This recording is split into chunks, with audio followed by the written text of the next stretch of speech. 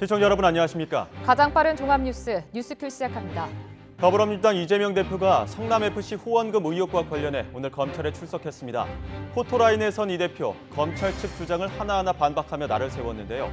한창 진행 중인 검찰 조사 어떤 쟁점들이 오가고 있을지 법조부 취재 내용 토대로 전문가와 분석해보겠습니다. 사흘 새 테슬라 화재 사고가 연이어 발생했습니다. 서비스 센터에 주차된 차량에서 갑자기 불이 붙는가 하면 간밤에 충돌 사고와 함께 순식간에 불길이 치솟았습니다. 좀처럼 꺼지지 않는 전기차 화재 사고, 이대로 괜찮을지 전문가의 의견 들어보겠습니다.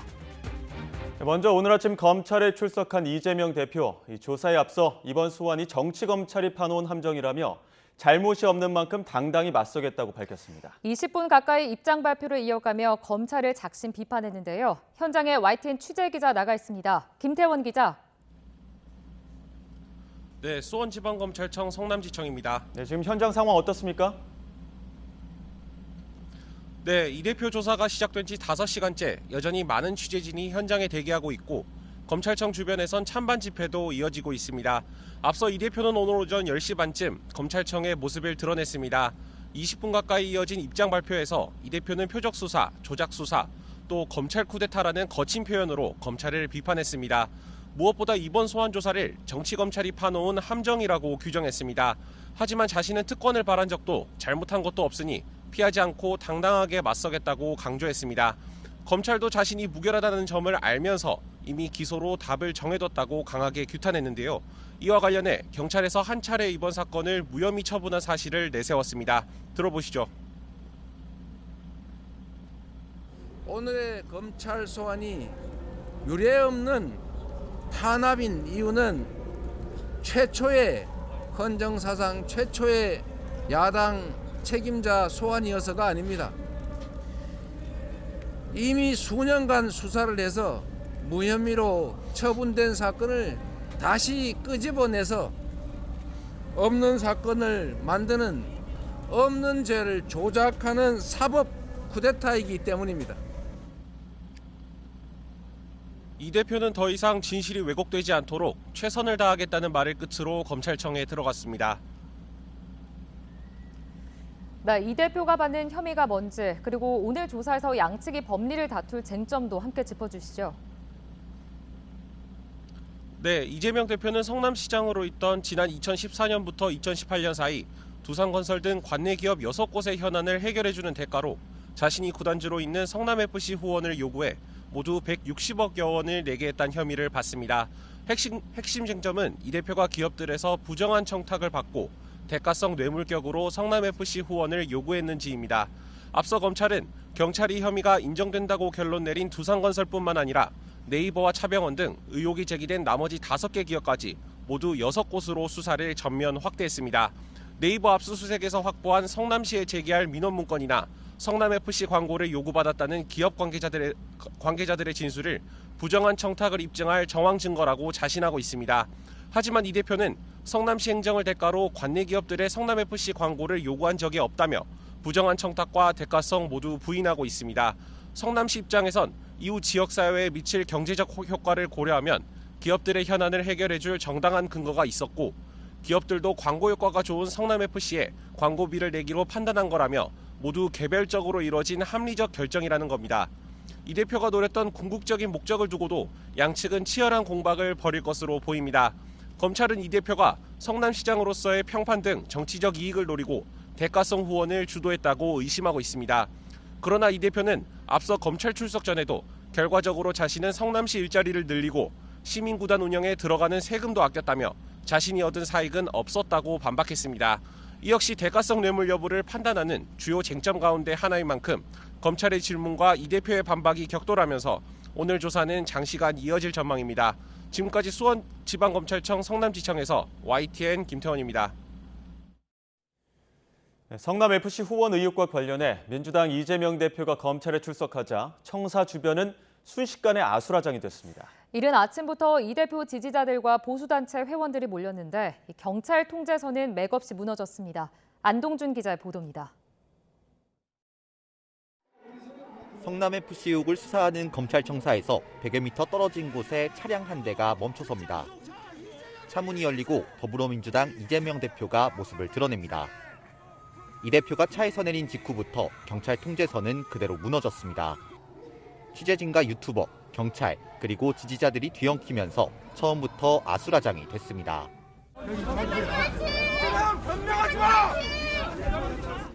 애초 이 대표는 지지자들과 인사를 하고 다시 차량을 이용해 청사로 이동하려 했지만 인파가 몰리면서 걸어서 올라가야 했습니다. 100여 미터를 이동하는데 15분가량 걸렸습니다. 중간중간 소란도 이어졌습니다. 오늘 조사에 어떻게 임하실지 한 말씀 부탁드리겠습니다. 청사에 도착한 이재명 대표는 준비한 발언을 시작했습니다. 지금 이 자리를 지켜보고 계시는 국민 여러분, 그리고 이 자리에 함께해 주신 여러분, 지금 우리는 대한민국 헌정사 초유의 현장 그 자리에 서 있습니다. 이런 상황은 이미 예견됐습니다. 이른 아침부터 지지자들이 모여 정치 탄압을 주장했고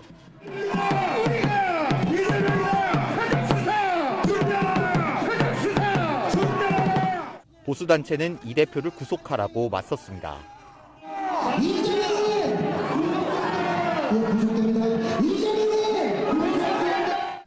건널목 한가운데 보수단체가 깃발을 세우자 지지단체가 반발하며 한때 충돌이 발생하기도 했습니다. 경찰은 지지자 400여 명, 보수단체 회원 100여 명이 몰린 것으로 봤는데 현장에는 900여 명을 투입했습니다. YTN 안동준입니다. 검찰에 출석하며 성남FC 의혹을 적극 부인한 이재명 대표는 윤석열 정부를 향해선 불의한 정권의 역주행이라며 맹폭했습니다. 당 지도부 등 민주당 소속 의원 30여 명은 검찰청 앞까지 동행하며 이 대표의 힘을 실었습니다. 박기환 기자입니다. 검찰청 앞 포토라인에서 조목조목 혐의를 반박한 이재명 대표는 윤석열 정부와 검찰을 향해 날선 발언을 쏟아냈습니다. 불의한 정권의 역주행, 검찰 정권 그 자체라며 강하게 비판했습니다. 불의한 정권의 역주행을 이겨내고 역사는 전진한다는 명백한 진리를 증명한 역사의 변곡점으로 기록되기를 바랍니다. 김대중 노무현 전 대통령에 대한 조작 표적 수사의 역사가 반복되는 것이라며 검찰공화국의 횡포를 정면 돌파하겠다고 힘을 줬습니다. 검찰공화국의 이 횡포를 이겨내고 얼어붙은 정치의 거울을 뚫어내겠습니다. 당당하게 정치 검찰에 맞서서 이기겠습니다. 민주당 지도부는 이 대표 소환에 야당을 탄압하려는 무도한 철권 통치라고 정부를 몰아세웠습니다. 출석 현장에도 의원들을 포함해 민주당 인사 50여 명이 대거 동행하면서 이 대표의 힘을 보탰습니다. 개인 이재명이 아닌 대통령 경쟁자이자 야당 대표 이재명에 대한 정치기획 보복 수사라고 규정을 하고, 이 대표는 소환 조사 다음 날 인천 지역 경청 투어에서 지지자들을 만나고 이틀 뒤엔 친년 기자회견도 예고했습니다. 수사 대응과는 별도로 여론전을 대폭 강화하면서 정부 여당에 대한 압박 수위를 높여갈 것으로 전망됩니다. YTN 박견입니다. 검찰에 출석한 더불어민주당 이재명 대표를 향해 국민의힘은 검찰 조사에 협조해 진실을 명명백백히 밝히라며 일제히 공세를 쏟아냈습니다. 대통령실은 공식 입장을 내놓진 않았지만 없는 죄를 만들어낸다는 등의 출석 당시 이 대표의 발언에 불쾌해하는 분위기가 역력했습니다. 권남기 기자입니다. 국민의힘은 성남FC 후원금 의혹을 지방 권력의 토착 비리라고 규정하고 검찰에 출석한 더불어민주당 이재명 대표를 향해 수사에 협조해 진실을 밝히라고 압박했습니다. 사법의 문제는 사법으로만 봐야 하지 이것이 무슨 진영의 문제나 숫자의 문제로 볼 일은 아닌 것 같습니다. 이번 소환 조사가 정치 검찰이 파놓은 함정이란 이 대표의 말은 피해자 코스프레를 한다며 뻔뻔함의 극치라고 되받았습니다. 성남FC 비리, 대장동 비리, 변호사비 대납 비리 혐의 등을 받는 일개 연쇄 범죄 혐의자일 뿐입니다. 이재명 대표 출석 때 민주당 지도부가 대거 동행한 것에 대한 비판도 이어졌습니다. 성남시장 재직 시절에 개인 문제로 수사를 받는데 왜 민주당 의원들이 총출동해서 위세를 부리냐, 당대표 한 사람의 사법 리스크가 민주당을 잠식했다고 날을 세웠습니다. 비리 공무원과 조직 평력배가 결탁한 흡사, 범죄와의 전쟁 영화 한 장면이라고 봐도 무방할 것입니다. 대통령실은 제1야당 대표 소환을 두고 공식 반응을 내놓진 않았습니다. 다만 이 대표가 없는 죄 조작한다거나 김대중 노무현 전 대통령 관련 수사를 언급하고 민주당 지도부가 검찰 출석에 대거 집결한 데 대해선 불쾌함을 감추지 않았습니다. 대장동 의혹 등 한창 진행 중인 검찰 수사에 따라 앞으로 이재명 대표 추가 소환이나 신병 처리가 이어질 것으로 보이는 가운데 제1야당 대표의 사법 리스크를 겨냥한 여당의 공세도 한층 더 거세질 전망입니다. YTN 권난기입니다. 현실화된 제1야당 민주당 이재명 대표 소환에 1월 임시국회도 꽁꽁 얼어붙었습니다. 본회의 소집 여부부터 지난해 일몰 법안 논의까지 현안이 쌓여 있지만 여야는 여전히 평행선입니다. 김승환 기자가 보도합니다. 1월 임시국회가 시작됐지만 국회는 사실상 개점 휴업입니다. 더불어민주당은 북한 무인기 현안 질의 등을 위한 본회의 개최를 요구하면서 국민의힘이 요지부동이라고 질타했습니다. 국민 삶을 통째로 위협하고 있는 안보, 경제, 민생 위기 대응보다 정부의 무능을 가리는 것이 우선이라는 의미입니다. 국민의힘은 12월 국회가 끝나자마자 회기를 바로 시작하는 건 이재명 대표와 노웅래 의원에 대한 방탄용이라며 선을 그었습니다. 제1야당 대표라는 방탄으로 국회를 뒤흔들며 정부를 공격하고 거대의석이라는 무기로 자신에 대한 수사 방어에 당력을 집중시키고 있습니다. 본회의를 열지 결정할 김진표 의장은 여전히 여야가 합의해야 한다는 입장입니다. 김 의장은 오는 12일 동남아 순방도 앞두고 있어 이번 주 본회의 개의 여부는 불투명합니다. 지난해 처리하지 못한 화물차 안전운임제, 8시간 추가 연장 근로제 등 일몰 법안 논의도 여전히 지지부진합니다.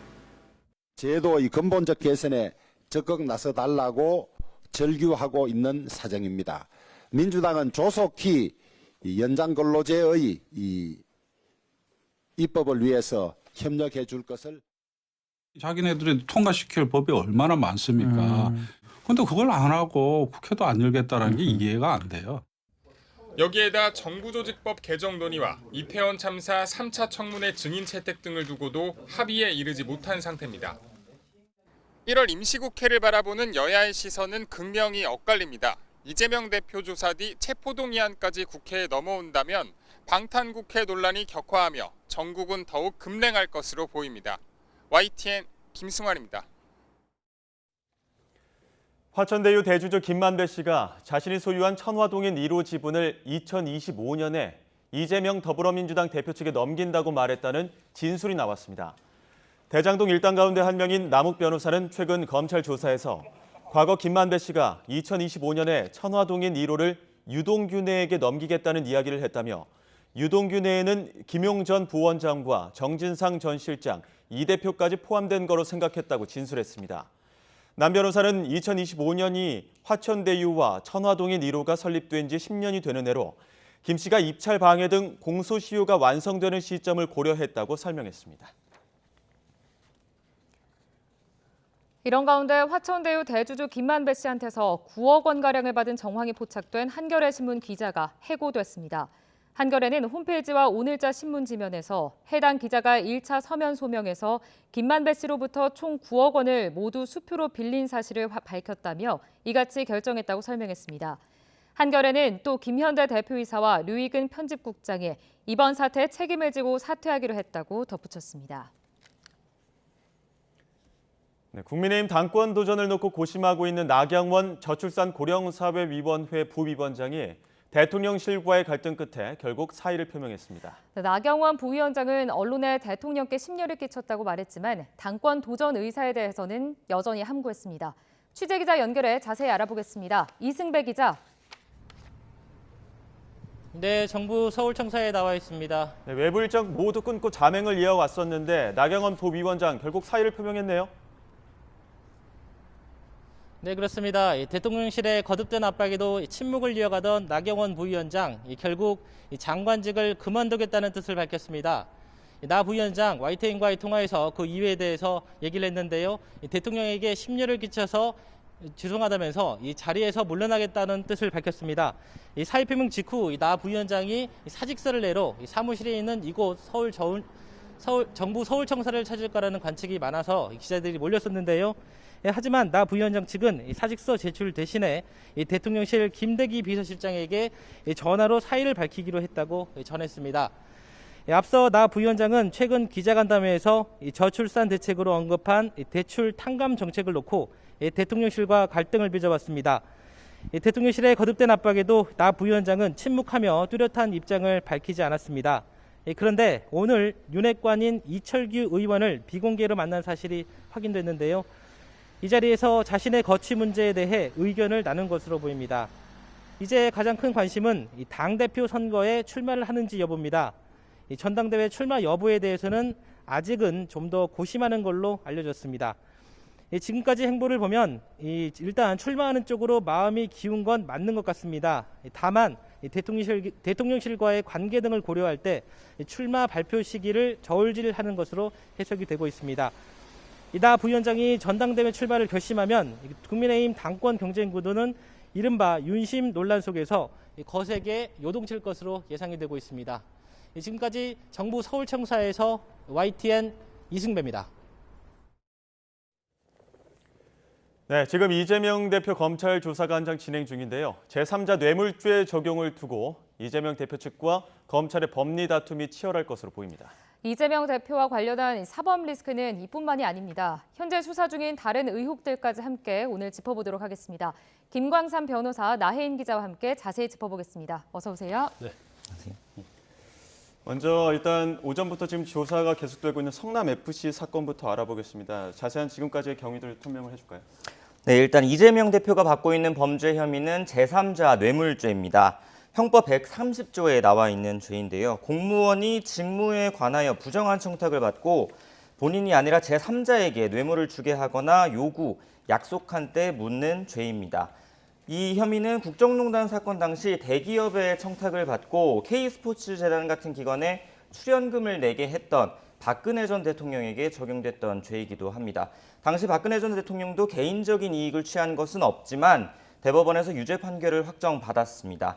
이 죄의 법정형은 일반 뇌물죄와 똑같고 액수가 크면 특정범죄 가중처벌법에 따라 가중처벌도 받습니다. 뇌물 액수가 1억 원 이상인 경우에는 최대 무기징역까지 받게 돼 있고 결국 뇌물은 K스포츠재단에 줬더라도 그 뇌물을 준 동기가 박근혜 전 대통령을 보고 준 거기 때문에 결국 당사자가 직접 받은 뇌물과 마찬가지라고 보는 겁니다. 이번 사건에서 이재명 민주당 대표도 마찬가지인데요. 기업의 현안을 들어주는 대가로 축구단에 후원금을 내게 한 이런 사건 구조가 당시 박근혜 전 대통령의 국정농단 사건과 유사하다는 평가를 받고 있습니다. 네, 법률적으로 일단 하나씩 좀 짚어보도록 하겠습니다. 네. 자, 오늘 검찰은 이 의혹을 받는 기업들이 이 성남FC 후원금을 낸 배경에 과연 부정한 청탁이 있었는지 여부를 좀 중점으로 추궁할 걸로 보이는데요. 자, 여기서 이재명 이 대표의 직접적인 관여 좀 중요한 사안 아닙니까? 그렇죠. 이제 네. 제3자 뇌물죄는 사실 이제 부정한 청탁이 있어야 하고요. 네. 그다음에 그런 다음에 이제 제3자에게 뭔가 대가를 주는 거거든요. 예. 그럼 이제 부정한 청탁이 있었는지 여부에 대해서는 사실은 이재명 대표가 오늘 그 검찰에 출석하면서도 나는 적극적 행정을 했다 이런 얘기를 하잖아요. 예. 그렇기 때문에 설사 어떠한 청탁이 있었다 하더라도 이건 이제 부정한 청탁이라고 보지 않는 것 같아요.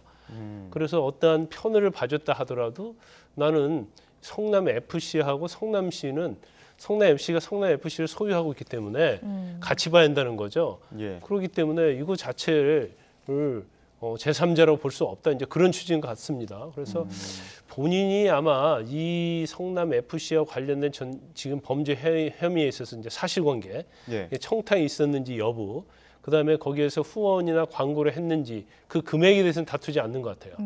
단지 본인이 시장으로서 당연히 할 일을 했기 때문에 이것을 뇌물죄로 볼 수 없다. 이제 그런 취지의 아마 주장을 하고 있는 것으로 보입니다. 이제 그렇지만 이제 법률적으로는 엄격하게 성남FC하고 성남시가 같은 법인이냐 기관이냐 이게 좀 동일시할 수 있느냐 이 문제가 좀 있고요. 그다음에 설사 성남FC에 대해서 후원금이나 이제 광고의 목적으로 돈을 줬다 하더라도 어떤 대가 관계 있었느냐. 지금 예. 검찰에서 보고 있는 것은 두산 같은 경우에는 이제 병원 부지를 용도 변경을 해주고 예. 그다음에 용적률을 높여줬다는 거 아니에요. 예. 250%에서 이제 900% 높게. 예. 그다음에 네이버 같은 경우에는 제2 사옥을 짓는데 인허가 있어서 이제 편을 봐줬다는 거고. 예. 그다음에 이것들이 이메일이랄지 민원 문건에서 네이버나 두산이 그렇게 해주면 내가 후원금이나 광고비를 내겠다 이렇게 이 얘기한 문건들이 있기 때문에 예. 이 부분에 있어서 어떤 부정한 청탁이냐 아니냐 이거에 대한 판단은 사실관계는 명확한데 이걸 부정한 청탁으로 볼 거냐 안 볼 거냐 그런 여지에 관한 이제 검찰이랄지 나중에 기소가 되면 이제 재판부의 판단이 있을 수 있겠죠. 말씀하신 것처럼 오늘 쟁점이 크게 이게 부정한 청탁이었느냐, 대가성이 있었느냐, 혹은 이재명 대표가 그 대가에 대한 어떤 청탁에 대한 인지를 하고 있었느냐 이런 여부가 될 텐데 검찰의 시각은 어떻습니까? 네, 제가 이 알려진 사건이기도 하고 대법원에서 이미 확정 판결이 나왔기 때문에 계속 박근혜 전 대통령 사례를 예를 들어서 말씀을 드리려고 하는데요. 예. 일단 대법원은 부정청탁과 대가성을 좀 폭넓게 인정하고 있습니다. 대표적인 게 묵시적인 의사 표시만으로도 부정청탁 성립이 가능하다고 판례를 든 건데요. 이거 역시 박근혜 전 대통령 사건에서 나왔던 판례입니다. 이 묵시적 의사표시라는 거는 굳이 말로 하지 않아도 서로 원하는 게 뭔지 알고 있었다는 것만으로도 부정청탁이 성립할 수 있다는 겁니다. 그런데 성남FC 사건에서 지금 이재명 대표 조사에 앞서서 이미 당시 성남시 공무원들과 두산건설 관계자가 이미 기소가 됐거든요. 근데 이 사건의 공소장을 보면 검찰은 묵시적 의사표시를 넘어서 이 대표가 이미 성남FC 운영자금을 마련하려고 현안이 있는 기업을 직접 접촉했다고 적시를 해놨습니다. 오히려 이 대표가 주도적으로 이 후원금을 유치했다고 강조를 한 겁니다. 물론 아까 변호사님 말씀하셨듯이 이 대표는 시장으로서 공익을 위한 정당한 행정을 했을 뿐이고 대가성도 없었다고 반박을 하고 있기는 합니다. 축구단 광고비는 기업 부지 용도 변경 같은 행정과는 별개였고 광고비는 그저 시민구단 운영비로 투명하게 쓰였다고 강조하고 있습니다. 박근혜 전 대통령 때 출연금을 받았던 K스포츠 재단처럼 최서원 씨 사익과 연결된 기관과는 이번 성남FC 축구단은 사례가 다르다는 겁니다. 그래서 오늘 이재명 대표도 검찰에 출석한 뒤에 입장문에서 자신은 한 푼도 사익을 챙긴 것이 없다고 이런 입장을 내기도 했습니다. 예, 결국에는 이 검찰이 이재명 대표가 정치적 약속이라는 이 목적으로 개인적인 목적으로 기업들로부터 후원금을 받았다 이렇게 좀 보고 있는 거거든요. 근데 정치적 이 약속이라는 것도 좀 개념이 모호한 것 같습니다. 어떻습니까? 근데 정치적 이유, 그러니까 정치적 어떤 명분 이런 것 때문에 사실은 성남FC에 후원금을 받았다 이렇게 검찰은 보고 있는 것 같아요. 그런데 이 내용 자체는 사실 성남FC와 관련된 전략 추진 팀장하고 그다음에 두산건설 관계자가 이미 기소가 됐고요. 그다음에 거기에 이제 이재명 대표랄지 공범 관계로 돼 있거든요. 그래서 이 공소장을 우리가 참조할 필요가 있는데 2013년 12월에 성남시가 성남 1화를 인수를 합니다. 그 인수할 때는 예산이 한 150억 정도 들어가는데 그중에 시에서 한 70억 정도를 보조를 하고요. 그다음에 기업으로부터 50억. 그리고 이제 일반 공모 이것은 이제 시민들로부터 뭐 자발적인 거겠죠. 그걸 30을 받겠다고 이제 공언을 하는 거예요. 그런데 사실은 일반 공모를 했는데 두 번에 걸쳐 했거든요. 근데 한 8억밖에 모이지 않았다고 합니다. 이제 그러다 보니까 나머지 예산을 이제 시 예산으로 줘야 하는 거죠. 그러면 일단 처음에 했던 약속과 다른 거예요. 이제 그러다 보니까 어떤 정치적인 반발 또 정치적 비판 이런 것을 우려할 걸 굉장히 걱정을 해서 결과적으로 오히려 적극적으로 성남시의 뭐 인허가랄지 용도 변경이랄지 현안 있는 기업을 찾도록 해서 적극적으로 그런 기업을 찾아서 성남FC를 후원해라.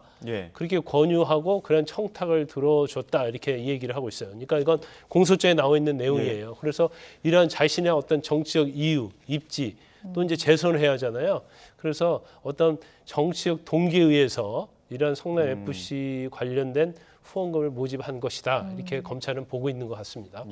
그런데 또 이재명 대표 측 입장에서는 이게 뭐 과거 SNS에서 한 발언들도 있고 성남FC가 설사 용도 변경 조건으로 광고비를 받았다고 가정을 하더라도 그거는 시민의 이익이다. 개인적 이익은 아니다. 이렇게 이야기를 하고 있지 않습니까? 그렇죠. 이제 이제 광고비랄지 이제 검찰은 지금 후원금으로 보고 있고요. 예. 성남 FC는 이제 광고 목적으로 보고 있는 거예요. 뭐 예. 이제 광고를 하면 유니폼이랄지 아니면 그 구단 경기장에서 이제 광고를 할 거 아닙니까? 예. 그렇기 때문에 이게 이제 정당하다고 얘기를 하고 있는데 이 자체에서 보면 그냥 객관적으로 보면 예. 사실 누가 사익을 취한 건 아니죠. 개인적으로 160억이라는 돈을 받아서 누가 개인적으로 뭐 중간에 횡령을 하고 아니면 용도를 해서 쓴 건 아니에요. 예. 이제 그 말은 뭐 맞는 거죠. 사익은 아니죠. 하지만 이제 제3자 뇌물죄가 규정하고 있는 것이 예. 사실은 제3자라고 할 수 있는 성남 FC의 법인에 예. 돈을 주도록 하고 거기에 어떤 특혜를 줬단 말이에요. 그러면 형법에서 말하는 제3자 뇌물죄 예. 그리고 특가법에서 말하는 이제 제3자 뇌물죄 이제 형량이 굉장히 가중되는 건데 거기에 이제 딱 들어맞는다고 이제 검찰은 생각하고 있는 것 같습니다. 예. 예, 지금 보면 검찰의 관련 의혹으로 먼저 기소했던 전 두산건설 대표, 공소장에 이재명 대표를 성남FC 후원금 의혹 사건의 공범으로 지금 직시를 했다. 이런 지금 사실이 알려져 있습니다. 검찰 입장에서는 좀 자신이 있다. 이런 의미로 좀 해석을 해도 괜찮을까요? 네, 여러 번 말씀드리지만 이미 담당 공무원부터 지금 기소를 한 거거든요. 예. 근데 공소장을 직접 보면 사실상 이 대표 공소장이나 다름이 없도록 이렇게 혐의 사실이 쓰여 있습니다. 성남FC 축구단 인수부터 이후 운영까지 모두 이 대표가 결정을 했다고 검찰이 이미 결론을 내린 거거든요. 그런데 이 두산건설 관계자와 공무원을 기소한 거는 이미 지난해 9월 말입니다. 그런데 이 대표에게 소환 통보를 한 거는 지난해 말이고 한 석 달 정도 이미 차이가 있었는데 그 사이에 이 대표에게 소환 통보를 하기 전에 이미 지난해 말에 정진상 전 정무조정실장도 이 성남FC 의혹으로 한번 조사를 했거든요.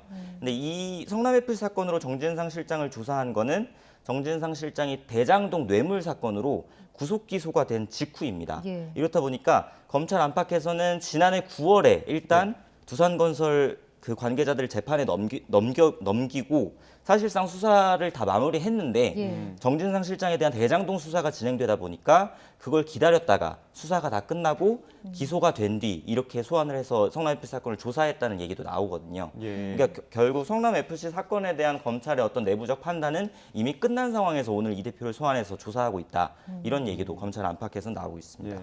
검찰도 뭐 제1야당 대표를 소환하는 만큼 만반의 준비를 했겠지만 그저께 이재명 대표도 개인 일정은 다 이제 내려놓고 이 출석에 대비를 했단 말이죠.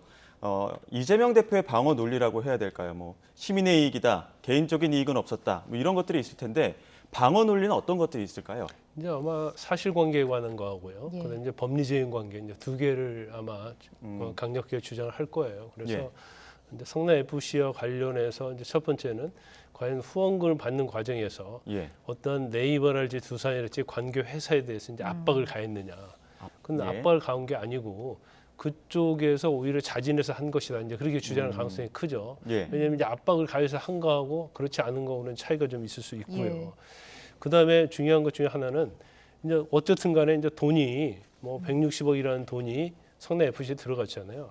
그럼 여기에 대가 관계에 있어서 어떤 뭐 용도 변경 아니면 용적률, 인허가 이런 문제에 대해서 대가 관계에 있는 게 아니냐. 그런데 이재명 대표도 그렇고 사실 이제 민주당도 계속적으로 그런 얘기를 하고 있는 거죠.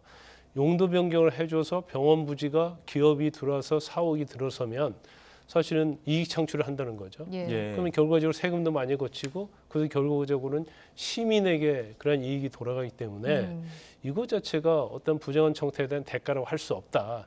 이제 그런 주장을 할 걸로 보여요. 그리고 이제 세 번째로 가장 중요한 것 중에 아까 말씀드린 것처럼 성남 FC는 성남시가 소유한 것이다. 오늘도 사실은 뭐 검찰에 들어갈 때 가면서 이제 그런 얘기를 했잖아요. 그래서 그러면 사실은 성남 FC를 성남시가 소유하고 있다고 한다면 제3자가 아니죠. 동일하게 볼 수 있는 거죠. 그렇기 때문에 이건 제3자 뇌물죄가 안 되고 우리가 기업에게 편을 봐주고 어떠한 이익, 돈을 받은 것 자체는 사실은 이걸 뇌물로 보는 것은 이제 말이 안 된다. 결과적으로 시민을 위한 행정이고 시장으로서의 어떠한 정책이지 어떤 개인적 아니면 뭐 제3자에게 뭔가 이익을 주기 위한 그런 건 아니다. 이제 그런 주장을 펼 가능성이 크죠. 근데 이거 재작년에 무혐의 결론 한번 나지 않았습니까? 이 부분도 방어 논리로 적용을 할 수 있을까요? 그래서 이제 무혐의 결론에 대해서 이재명 대표가 오늘도 뭐 그런 얘기를 했죠. 이미 무혐의 결정이 난 사건이다 이렇게 얘기했는데 이제 그 말은 뭐 반절은 맞고 반절은 틀려요. 왜냐하면 경찰에서 무혐의로 불송치된 사건이다 이렇게 하면 정확하죠. 예. 근데 경찰에서 무혐의 결정이 났다 하더라도 불송치 결정이 났다 하더라도 여기에서 이의 신청을 하게 되면 이게 종국 처분이 아니에요. 그러니까 이전에 무혐의 결정이 난 것은 검찰에서 전에는 검경 수사권 조정되기 전에는 검찰에서 무혐의 결정하면 종국 처분이거든요.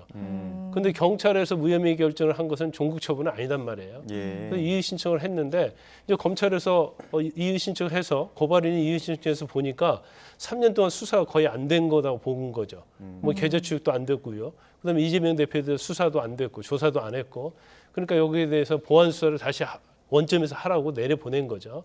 그래서 뭐 무혐의로 불송치 결정은 경찰은 했지만 이제 수사가 미완이기 때문에 결과적으로 이제 수사가 계속 진행이 된 거고 그래서 경찰은 이전의 결정을 뒤집어서 죄가 인정된다고 검찰에 이제 송치를 한 거고 그 다음에 검찰이 다시 이걸 수사를 하고 있는 거죠. 예, 이번 조사 여러 가지를 따져보면서 꽤 장시간 진행이 될 걸로 좀 예상이 되는데요. 다만 좀 검찰은 이재명 대표의 검찰 소환을 오늘로 이제 마무리를 지을 것이다 이런 전망도 좀 유력하게 나오고 있습니다. 어떻게 보세요?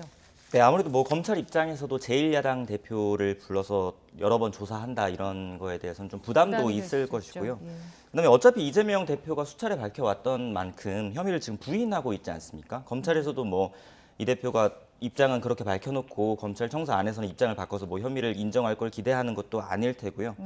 그리고 지난해 이 대표가 대선 과정에서 그 대장동 실무자를 성남시장 시절 몰랐다고 허위사실 공표 혐의로 수사를 받을 때도 소환 통보를 받았었는데 불응하고 서면 답변을 이제 5줄만 보냈다고 그렇게 알려져 있거든요.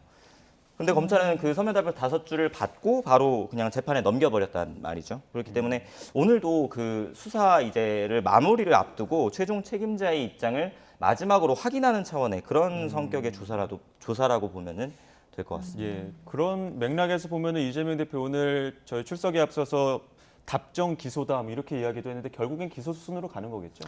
그런 예상이 많고요. 앞서도 말씀드렸지만 이 사건은 사실 지금 검찰은 이재명 대표와 정진상 전 정무조정실장이 주도했다고 보고 있고 공소장을 보면은 성남FC는 독립시민구단이지만 정 전 실장이 구단 운영을 사실상 좌지우지하면서 이 대표 지시를 받아서 좌지우지하면서 친한 직원들 성과급도 챙겨줬다고 이렇게 적시를 한 바가 있습니다.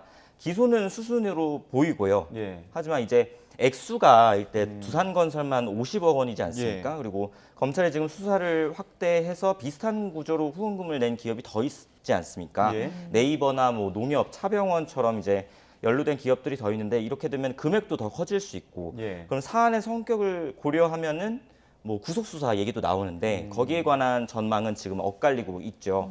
제1야당 대표 신분인데다가 또 국회가 열려 있으면 체포동의안도 통과가 돼야 되는데 그게 통과될 가능성이 높지 않기 때문에 구속영장 청구 가능성은 작다는 관측이 나오고 기소는 좀 불구속 기소로 가지 않겠느냐 이런 관측이 많이 나오고 있습니다. 자, 이재명 대표 오늘 출석을 하면서 결국 진실은 법정에서 가릴 것이다 이런 입장을 좀 표명을 했습니다.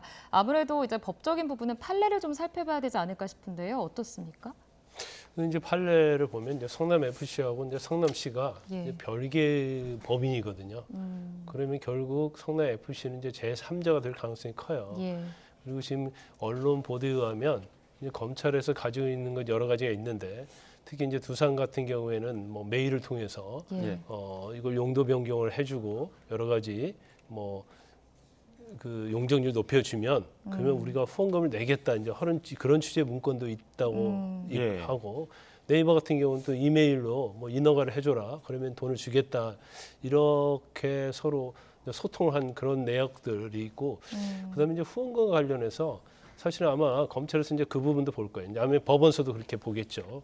성남 FC에 160억 정도 후원금이 들어왔는데 그 이전에도 그런 사례가 있는지 그 이후에도 이 정도의 큰 금액이 들어왔는지 그리고 뭐 강원 FC랄지 대구 FC 이런 곳에서도 이렇게 큰 금액이 광고비에 대고 후원금으로 들어온 사례가 있는지. 예. 근데 만약에 성남 FC만 이런 경우라고 하면 사실은 이제 특별한 경우 아니겠어요. 그래서 아마 이제 종합적으로 이제 법원에서는 이제 판단을 할 걸로 보여요. 그래서 아까 말씀드린 것처럼 이제 사실관계에 있어서는 이제 부정한 청탁이 있었느냐, 대가관계냐 이게 제일 중요하고 이제 법리적 관계에서는 성남 FC가 이제 제3자 기관이냐 아니냐, 법인이냐 아니냐 이 부분이 아마 수사에서 최고 쟁점이라고 볼 수 있는데 이제 한 가지 추가 더 검찰에서 보고 있는 부분은 160억 정도 받았잖아요. 근데 이 뭐 물론 받은 게 바로 성남 FC에 받은 것도 있고 우회적인 루트를 통해서 받은 게 있어요. 네이버 같은 경우에는. 그러면 그 돈이 정말 성남 FC를 위해서 쓰여졌는지 이제 그 부분도 지금 검찰에서 들여다보고 있고 그다음에 이 후원금을 유치원 직원에게 10% 성과금을 줬거든요. 그러면 이 성과금을 받아서 과연 성남시에서 유치에 노력을 했는데 왜 성남 FC 직원이 이 성과금을 가져가냐는 거고 그 성과금이 과연 어디로 흘러 들어갔느냐 이제 그 부분도 검찰이 굉장히 중점 있게 바라보고 있는 그런 사항입니다. 앞서 나혜인 기자는 이제 구속영장 청구는 안 할 가능성이 크다 이렇게 얘기를 했습니다만 검찰은 이제 원칙적으로 계속 대응하겠다 이런 입장이거든요. 구속영장 청구까지 물론 뭐 부체포 특권 이런 것들도 있겠지만 가지 않을 거라고 보십니까? 그건 뭐 쉽게 판단할 수는 없어요. 근데 이제 원칙적으로 지금 금액이 굉장히 크잖아요. 금액이 뭐 한두 푼이 아니에요. 1, 2억도 아니잖아요. 그리고 아까 나 기자께서 말씀하신 것처럼 이 금액이 워낙 크다 보니까 특가법으로 갑니다. 형법이 아니고. 그럼 특가법에서 1억 이상이면 10년 이상 징역, 무기징역에 처하도 돼 있거든요. 그럼 10년 이상의 징역이라는 굉장히 큰 범죄 행위로 검찰에서 본다고 하면 사실은 유죄 판단이 나오게 되면 재판부에서 아무리 형을 깎아준다 하더라도 징역 5년은 선고해야 돼요. 집행유예 할 수 없는 그런 형이거든요. 그러면 검찰이 만약에 유죄를 자신한다고 한다면 사실은 영장을 청구하는 게 맞죠. 그렇지만 영장을 청구한다 하더라도 현재 민주당이 다수당이기 때문에 회기 동안에는 결국 불체포 특권 때문에 아마 체포 동의안은 뭐 부결될 수 있겠죠. 그렇지만 이제 저희가 눈여겨봐야 할 대목은 지금 이 사건만 있는 게 아니고 뭐 대장동도 있고 유래도 있고 쌍마을도 있지 않습니까? 그럼 만약에 검찰에서 수사를 하고 나서 그럼 건건이 과연 영장을 청구해서 체포 동의안이 이제 국회에서 가결되냐 부결되느냐 이것이 계속 ING로 진행이 될 것인지 그러면 사실은 뭐 여러 가지 바라보는 국민의 입장에서는 굉장히 이제 피로감이 굉장히 많을 수 있죠. 부정한 청탁, 이 대가가 있었느냐 여부를 좀 더 지켜봐야 되겠습니다. 자, 이재명 대표가 연루된 다른 사건도 좀 짚어보죠. 일단 성남 FC 사건 말고 대장동 사건도 좀 주목을 받고 있습니다. 이재명 대표가 연루된 사건들 좀 짚어볼까요? 네, 일단 이 대표가 직접 연루된 사건들을 그래픽으로 좀 정리를 해봤습니다. 오늘 조사받고 있는 성남FC 사건 외에 검찰에서 지금 대장동 위례신도시 개발비리 의혹과 변호사비 대납 의혹을 수사하고 있고 경찰에서는 백현동 개발특혜 의혹을 수사하고 있습니다. 모두 대선 전부터 제기됐던 의혹들인데 일단 이 대표는 대선 과정에서 아까 말씀드렸던 것처럼 대장동, 백현동 관련 허위 사실을 공표했다는 선거법 위반 혐의로 지난해 9월 이미 기소가 돼서 지금 1심 재판 준비 절차가 진행되고 있습니다. 곧 정식 재판이 시작되면 이 대표도 법정에 서야 합니다. 진행되는 수사 중에서 가장 속도가 빠른 건 아무래도 대장동 사건입니다. 벌써 이 수사는 횟수로 3년째 진행되고 있거든요. 재작년 9월부터 시작이 돼서 지난 대선 전까지 김만배, 유동규, 남욱 등 일당이 줄줄이 구속 기소가 됐고 곽상도 전 의원이 50억 클럽 의혹으로 기소가 돼서 1심 선고를 앞두고 있습니다. 그런데 이제 이 대표의 연루 의혹은 밝히지 못했었는데 정권이 바뀌고 수사팀이 재편된 뒤에 사실상 전면 재수사가 시작이 됐고 지금 대장동 수사를 지휘하고 있는 검사들은 윤석열 대통령이 검찰 재직 시절에 이른바 특수통 측근들로 유명했던 검사들이 지금 이 사건을 지휘하고 있거든요. 이렇게 수사팀이 다시 꾸려진 게 지난해 7월이고 이원석 검찰총장 취임 직후인 9월에 위례신도시도 특혜였다며 대장동 일당이 추가 기소가 됩니다. 그리고 다음 달인 10월에 이재명 대표의 측근인 김용 전 민주연구원 부원장, 그 다음 달에는 정진상 전 정무조정실장이 잇따라 구속이 되죠. 이 이재명 대표 측근들이 구속 수사를 받게 된 데에는 10월부터 이제 구속기간 만료로 풀려난 유동규 전 본부장이나 예. 남욱 변호사 등의 진술이 결국 결정적이었는데요. 이 유동규 전 본부장이 이 대표 측근들한테 뇌물을 주고 대장동 지분을 약속했다고 처음 진술을 한 게 검찰 안팎에서는 10월 초로 알려져 있습니다. 예. 근데 김용 전 부원장이 10월에 구속이 됐고 11월에 정진상 전 실장이 구속이 된 거 보면 수사 속도가 굉장히 빠른 편인 거죠.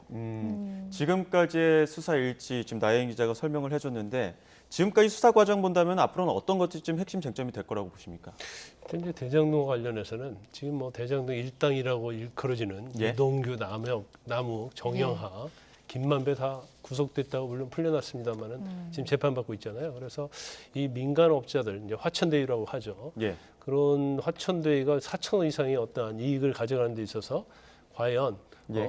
이재명 대표가 관여를 했는지 이제 그 부분이 제일 중요하죠. 이건 이제 배임죄입니다. 예. 그래서 그 부분하고요. 그다음에 이제 중요한 것 중에 하나가 계속 이제 언론에 보도가 되어 있는데 지금 천화동이 1호에서 7호까지 있거든요. 예. 그런데 그 대장동의 수익을 제일 많이 가져간 게 천화동인 1호예요. 예. 그런 이제 녹취록의 뭐 그분이랄지 예. 아니면 이제 김만배 씨가 24.5%는 뭐 이재명 측이다 이제 그런 얘기를 하고 있기 때문에 천화동인 1호의 지분이 정말 이재명 측건이 아니냐 이게 가장 중요한 부분 중에 하나예요. 왜냐하면 여기에서 만약에 이재명 측근이라는 결론이 나버리면 결국 뇌물이 되는 거고요. 예. 그다음에 대장동과 관련된 것들이 전부 다가 이게 유법이고 불법이라는 것이 이제 입증이 되는 거기 때문에 이 부분에 있어서 굉장히 쟁점이 될 가능성이 크겠죠.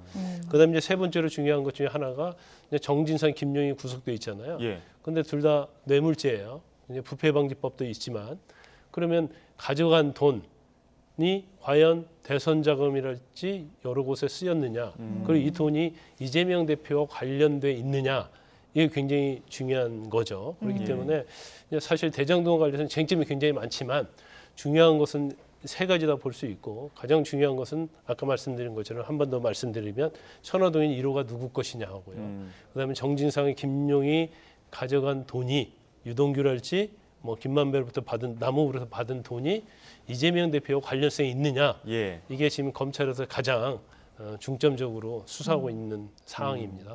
예, 알겠습니다. 자, 또 이제 이재명 대표와 관련한 이제 의혹들 가운데 변호사비 대납 의혹 사건도 한때 또 주목을 받았었죠. 이 사건은 현재 상황 어떻게 진행이 되고 있습니까? 네, 변호사비 대납 사건은 이재명 대표가 경기지사 때 친형 강제 입원 관련 선거 과정에서 허위 사실을 공표했다고 한동안 재판을 받았었는데 결국 대법원에서 무죄가 확정이 되긴 했는데요. 이때 수사와 재판 단계에서 변호사비를 쌍방울그룹이 주식 등으로 대납해 줬다는 의혹입니다. 이 사건 역시 이 대표와 직접적인 연결고리가 아직 확인된 건 없지만 지금 수원지방검찰청에서 계속 수사를 하고 있는데요. 일단 그 쌍방울그룹의 자금을 추적하는 과정에서 수사가 지금 옆으로 좀 번진 상황입니다. 왜냐하면 이 대표 측근인 이화영 전 경기도 평화부지사가 쌍방울그룹의 대북 사업을 도와주고 뇌물을 받은 혐의가 드러나서 지금 구속 기소가 된 상태이거든요. 다만 지금 이 대표의 변호사비 대납 의혹을 수사하려면 지금 쌍방울그룹 결국 고위급들을 수사를 해야 되는데 지금 전현직 회장이 모두 해외 도피 중인 상황입니다. 그래서 이후 지금 이화영 전 부지사 기소 뒤에는 수사 진전이 비교적 더딘 상황입니다. 예. 여기까지 듣도록 하겠습니다. 지금까지 이재명 대표의 검찰 출석과 법리적인 쟁점들 짚어봤습니다. 김광삼 변호사, 나혜인 기자와 함께했습니다. 오늘 말씀 고맙습니다.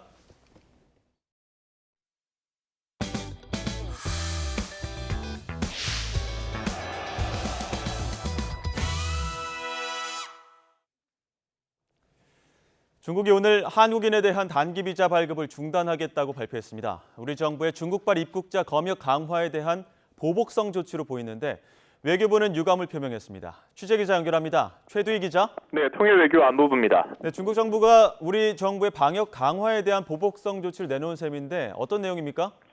네, 주한 중국 대사관은 중국 국내 지시에 따라 오늘부터 주한 중국 대사관과 총영사관이 한국인의 관광이나 사업 방문을 위한 단기 비자 발급을 중단한다고 밝혔습니다. 이와 함께 해당 조치는 한국의 중국에 대한 차별적인 입국 제한 조치 취소 상황에 따라 조정된다고 덧붙였는데요. 중국 측에서 주장하는 차별적인 입국 제한이라는 건 우리 정부의 중국발 입국자에 대한 추가 방역 조치를 지목한 것으로 해석됩니다. 그러니까 중국 측이 우리 정부 입국 제한 조치에 대한 보복성 조치를 내놓은 셈인데요. 이와 관련해서 최근 우리 정부는 중국 내 코로나19 감염 확산세 등을 이유로 일부 사유 등을 제외한 중국발 한국행 단기 비자 발급을 제한하고 중국발 항공편의 추가 증편 또한 잠정 중단하기로 했습니다. 이와 함께 중국발 입국자에 대해선 입국 전 48시간 이내 PCR 검사 음성 결과 제출 등을 의무화했습니다. 이에 대해 중국 정부는 우리 정부 등이 취한 중국발 입국자를 대상으로 한 방역 강화 조치에 반발하면서 대등한 상응 조치를 취하겠다고 경고한 바 있습니다. 네, 이와 관련해서 우리 외교부도 유감의 뜻을 밝혔죠. 네, 그렇습니다. 외교부는 중국이 우리 국민에 대한 단기 비자 발급을 전면 중단한 데 대해 유감스럽게 생각한다고 밝혔습니다. 이와 관련해서 외교부 당국자는 외교 채널을 통해 우리 입장을 중국 측에 전달했다며 이같이 말했는데요. 앞서 외교부는 우리 정부의 중국발 입국자를 대상으로 한 방역 강화 조치는 과학적이고 객관적인 근거에 입각해 내린 조치라고 밝힌 바 있습니다. 그러면서 앞으로도 우리 정부의 입장을 다시 한번 중국 측에 전달하면서 계속 긴밀히 소통해 나갈 것이라고 강조했는데요.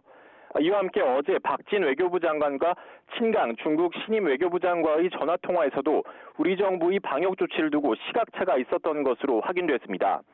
친강 중국 신임 외교부장은 우리 정부의 방역 강화 조치에 대해 우려를 나타낸 반면 박진 외교부 장관은 우리 측 조치가 과학적 근거에 따라 취해졌다는 점을 설명했던 건데요. 이에 대해 외교부 당국자는 중국 측의 단기 비자 발급 중단 조치가 한중 장관의 전화통화 이후에 바로 이루어진 것인지는 분명하지 않다며 중국이 한국만을 겨냥해 이러한 조치를 한 것인지도 확인된 바 없다고 말했습니다. 다만 중국 당국이 이른바 방역 보복 조치에 나선 만큼 당분간 한중 관계는 냉각될 수밖에 없다는 우려도 제기되는 상황입니다. 지금까지 통일외교 안보부에서 YTN 최두입니다. 네, 코로나19 신규 환자가 6만 명대를 기록하며 지난주보다 큰 폭으로 감소했습니다. 중국발 항공편에 이어 홍콩 마카오발 여객기 입국 창구가 오늘부터 인천공항으로 일원화됐습니다. 취재기자 연결합니다. 최명신 기자.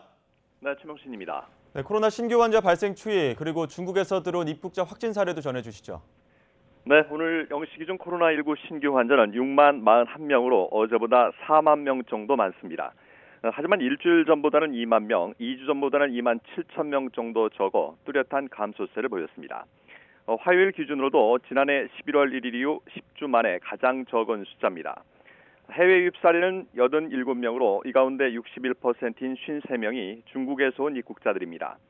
인천공항 도착 즉시 PCR 검사를 받는 중국발 단기 체류 외국인 양성률은 5.5%로 나타났습니다.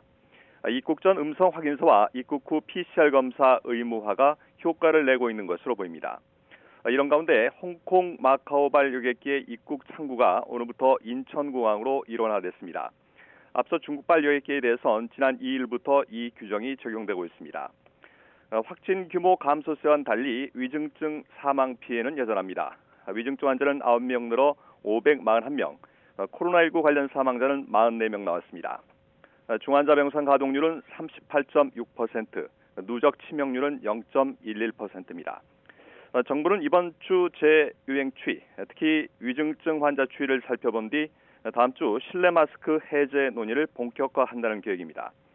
정부는 앞서 코로나19 방역 지표 4개 가운데 2개 이상이 기준을 충족하면 실내 마스크 착용을 권고로 조정하겠다고 밝혔는데 현재로선 최소 2개 이상이 기준을 충족하고 있습니다. 주간 신규 환자 수는 2주 연속 전주 대비 감소의 요건에 도달했고 중환자 병상 가동률도 40% 내외로 안정적입니다. 반면 주간 평균 위중증 환자 수는 1월 첫째 주 597명으로 12월 넷째 주에 비해서 오히려 늘었습니다. 60세 이상 고령자의 겨울철 계량 백신 접종률도 30%대 초반에 그치고 있어서 기준인 50% 이상을 채우지 못하고 있습니다. 중국발 입국자 변수가 있긴 하지만 정부는 어느 정도 통제가 가능한 것으로 보고 있습니다. 남은 문제는 위중증 환자입니다. 위중증 환자는 지난달 18일 500명대로 올라간 뒤 계속해서 높은 수준을 유지하고 있습니다.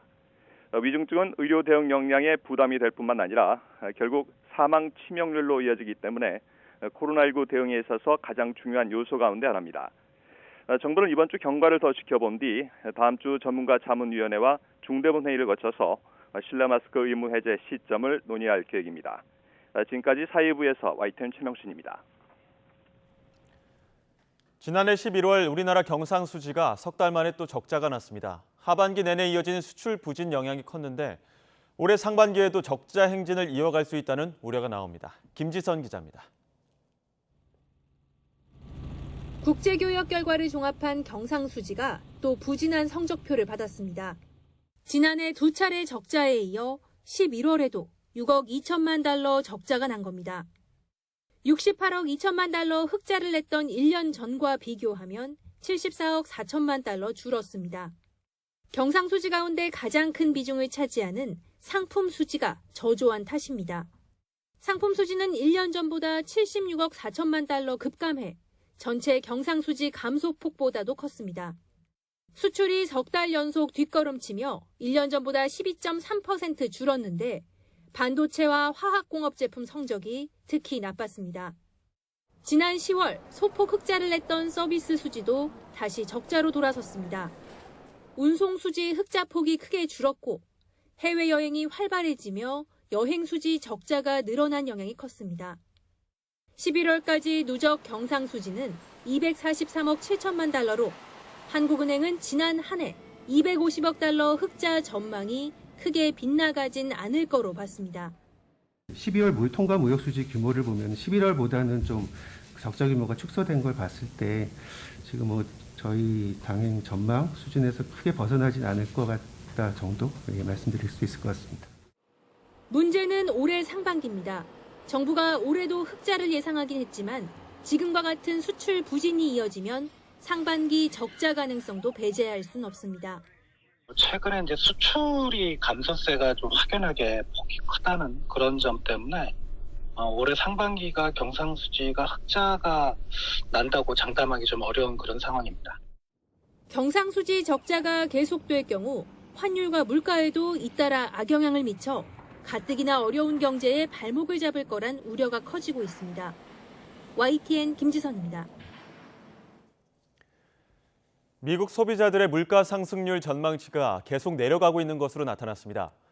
뉴욕 연방준비은행이 발표한 지난해 12월 기대 인플레이션율은 5.0%로 전달보다 0.2%포인트 하락해 2021년 7월 이후 최저치로 나타났습니다. 휘발유와 식료품 가격이 전달보다 0.7%포인트 둔화한 4.1%와 7.6% 상승으로 전망돼 기대 인플레이션을 낮추는 주요 요인으로 작용했습니다. 지난해 12월 미국 나스닥 지수가 9%가량 급락한 가운데 이른바 서약개미들은 미국 주식 순매도에 나선 것으로 나타났습니다. 주식 투자 열풍 이후로 미국 주식을 대량 매수해온 국내 투자자들이 매수에서 매도로 전환한 건 지난해 8월 이후 4개월 만입니다. 반면 서학개미들의 주된 종목 가운데 하나인 테슬라는 12월 한 달 동안 주가가 30% 넘게 급락했는데도 매수세를 여전히 유지한 것으로 나타났습니다. 최근 임대차 갱신 때 전월세 금액을 낮추는 감액 계약이 늘어난 것으로 나타났습니다. 부동산 중개업체 집토스가 2022년 4분기 수도권 지역 국토교통부 전월세 실거래가를 분석한 결과 갱신 계약 가운데 종전 계약보다 전세 환산 보증금을 낮추어 감액한 비율이 13.1%로 조사됐다고 밝혔습니다. 집토스는 이 수치가 국토교통부가 갱신 계약 데이터를 공개하기 시작한 재작년 이후 최고치며 직전 분기에 2.8배 이상으로 급증한 것이라고 설명했습니다. 네, 지난밤 국도를 달리던 테슬라 전기차에서 화재가 발생해 차량이 전소되는 사고가 났습니다. 영상으로 보시죠. 자, 보시는 것처럼 불길이 엄청난 높이로 치솟고 있죠. 시민들의 도움으로 운전자를 겨우 구출한 후에 차량은 마치 드라마 장면처럼 폭발했다고 전해지는데요. 화재 진압을 위해 장비 17대, 인원 50여 명이 투입됐고 차를 물속에 담그는 이동식 층수조까지 동원한 끝에 불은 1시간 18분 만에 진화됐습니다. 자, 앞서 3일 전 성동구 테슬라 서비스 센터에 주차돼 있던 차량에서 화재가 발생하기도 했습니다. 차 한 대 불을 끄는데 무려 소방 인력 65명, 차량 27대가 투입됐는데요. 자, 보시는 것처럼 물을 아무리 뿌려도 불길은 좀처럼 사그라지지 않았습니다. 이 불로 차량은 절반이 불에 탔고 또 3시간 가까이 물을 퍼부은 후에야 겨우 진압할 수 있었습니다. 자, 해외 사례도 살펴볼까요? 전기차 화재 사고로 애를 먹기는 해외에서도 마찬가지입니다. 대표적으로 재작년 4월 미국 텍사스주에서 발생한 테슬라 모델 S 차량의 화재 사고입니다. 당시 충돌 사고 후 화염에 휩싸인 차량은 7시간 동안 약 10만 6천 리터의 물을 쏟아붓고 나서야 불길을 잡을 수 있었습니다. 내연기관 차량 화재엔 평균 1,100리터 정도의 물이 필요한데요. 당시 사용된 물은 100배에 달합니다. 미국 가정에서 약 2년 동안 쓸 수 있는 물의 양입니다. 자, 이렇게 진압이 어렵다 보니 전 세계 소방관들도 전기차 화재만큼은 두려워할 정도라고 하는데요. 전기차 보급 대수는 갈수록 늘고 있습니다. 자, 전기차 화재 사고도 이처럼 매년 증가 추세입니다. 불을 끄는 방식도 시간도 내연기관 차와는 전혀 다른 양상을 보이는 이 전기차 화재 사고. 진압 장비부터 대응 매뉴얼까지 보다 효과적인 대책을 세워야 한다는 목소리가 커지고 있습니다. 네, 그럼 지난 7일부터 어제까지 사흘 새 2차례 발생한 테슬라 전기차 화재와 관련해 김필수 한국전기자동차협회장을 화상으로 연결해서 이야기 더 나눠보겠습니다. 김필수 협회장님 나와 계십니까? 네, 안녕하세요. 네, 안녕하십니까? 먼저 지난 7일 서울 성수동 테슬라 서비스 센터에서 발생한 화재 사고부터 살펴보겠습니다. 오류 메시지가 떠서 그 서비스 센터의 차량을 이동시켰습니다. 주차가 돼 있는 상황에서 시동을 걸지도 않았고 어디 부딪힌 것도 아닌데 갑자기 이렇게 불이 날 수 있는 겁니까? 충분히 가능하다고 보고 있습니다. 이거는 이제 전기차뿐만이 아니라 일반 내연기관차도 똑같은 이런 화재가 생긴 경우가 상당히 많이 있었습니다. 예를 들어서 몇 시간 동안 주차장에 서 있었는데 혼자서 화재가 생긴 경우도 있다, 이렇게 말씀드릴 수 있어서 전기차도 예외는 아니라고 보고 있습니다. 최근에 화재 생기는 경우도 충돌해서 이 배터리가 문제가 생겨서 화재가 생기는 경우도 있지만은 또 충전 중에 생긴다든지 또 운행 중에 생기는 경우도 많고요. 또 이 경우에도 이미 차주가 이 차종에 대해서 전조 현상을 좀 느끼고 불안하다 보니까 그 서비스 센터에 옮겨놨는데 그때부터 이상한 소리가 들리면서 이제 이렇게 확산됐다, 이렇게 볼 수가 있어서 그 이전에 이미 이 배터리 쪽에 문제가 생기면서 뭐 열화가 됐다든지 또 이 배터리 셀이라든지 또는 BMS라든지 이런 여러 군데 문제가 생기면서 이미 진행 상황에서 불이 확산된 게 아닌가, 이렇게 추측할 수가 있습니다. 그 관련 영상을 저희 이제 따로 보고 왔을 때는 하부 쪽에서 말씀하신 것처럼 전조 영상이라고 하죠. 끓는 듯한 소리가 났다고 하는데 어떤 이유에서 이제 그 전기차에서 그런 끓는 듯한 소리가 나거나 전조 영상이 나오는 걸까요? 아마 배터리 셀 자체가 열화가 되면서 그 네. 과정에서 이 완전히 점화가 되기 전에 나오는 현상 중에 하나가 아닌가, 이렇게 추측할 수가 있고요. 또 예. 중간에 보면 끓는 소리 이후에 폭발하는 부분들도 한 2번 정도가 있었거든요. 영상을 보니까요. 예. 아마 폭발하는 것도 아마 셀 자체가 부풀어 오르면서 가스가 그 통을 견디지 못해서 뭐 셀 자체가 하나씩 터지는 부분들이 아닌가, 이렇게 추정할 수가 있어서 배터리 셀 자체가 뭐 원인은 찾아봐야 되겠지만은 일단 영향을 받아서 이 부분에 문제가 생기고 이 부분이 이제 본격적으로 화재가 확산되기 전에 어떤 전조 현상으로 본격화되는 이런 부분의 소리라고 판단되고 있습니다. 지금 협회장님 말씀하시는 옆으로 영상 계속 나갔습니다만 불을 계속 쏟아붓는데도 꺼지지 않고 무려 3시간이 걸렸는데 소방관 65명, 차량이 27대가 투입이 됐습니다. 차량 한 대 불을 끄는데 내연기관차 같은 경우에는 평균적으로 한 50분 정도면 완진이 된다고 하는데 전기차 화재는 왜 이렇게 진압하기 힘든 겁니까? 그만큼 이제 이 내연기관차만 하더라도 엔진 변속기고 또 예를 들어서 연료 탱크 자체가 좀 떨어져 있습니다. 따라서 연료가 공급되는 부분만 차단하게 되면은 이 소화를 시키기에 어렵지 않다는 거고요. 또 내연기관차는 130년 동안의 이 역사 동안에 사용을 하면서 여러 가지 비상 대책 방법이라든지 소화 방법에 대한 것들이 완벽하게 준비된 반면에 전기차는 본격 보급된 지 10년뿐이 되지 않았다는 겁니다. 예. 더욱이 최근에 완성도 좋은 전기차가 바닥에 배터리를 배치하는 전기차 전용 플랫폼을 많이 설치를 하고 있고요. 이번에 테슬라 차량도 바닥에 배터리가 장착되어 있는 차량이라고 볼 수가 있으니까 이 배터리 자체가 리튬이온 배터리인데 이 충격이나 압력을 크게 받으면은 언제든지 배터리 쪽에 문제가 생기는 부분들이 많고 또 불이 한번 확산이 되면은 이 물속에서도 불꽃이 꺼지지 않는 이런 특성을 갖고 있는 게 지금 현재 배터리라고 볼 수가 있어서 기존의 내연기관차하고는 완전히 다른 이 화재 양상을 띠고 있는 것이 하나의 특징이라고 볼 수가 있습니다. 예. 물속에 넣어도 불꽃이 쉽사리 꺼지지 않는 게 이제 배터리 셀의 특징이라고 말씀해 주셨는데 이 배터리 셀이 수백 개가 붙어서 이제 배터리 한 팩이 됩니다. 그런데 이 배터리에서 열폭주 현상이 나타나면 순식간에 700도 이상으로 불이 붙는단 말이죠. 이거 어떻게 되는 현상으로 봐야 됩니까? 일단 가장 중요한 전기차의 특징이라고 볼 수가 있어요. 우리가 열폭주 현상은 일종의 폭발성 화재라고 볼 수도 있습니다. 특히 이 일반 내연기관차만 하더라도 아까 말씀하신 대로 시간도 그렇게 크지는 않고 또 확산 속도도 시간이 길기 때문에 운전자나 탑승객이 충분히 탈출할 수 있는 시간적인 여유가 있는데 전기차 같은 경우에는 최근에 여러 사건을 보시다시피 한번 확산이 되면은 온도도 한 700~800도에서 1000도씨가 넘어가는 경우도 굉장히 많고요. 또 문제는 확산 속도가 너무 빠르다 보니까 안에 있는 탑승객이 탈출할 수 있는 골든타임이 일반 내연기관차보다도 좀 적다는 거. 이런 부분들이 공포감을 자극하는 건데 실제로 보면은 내연기관차하고 전기차의 화재 건수는 높지가 않습니다.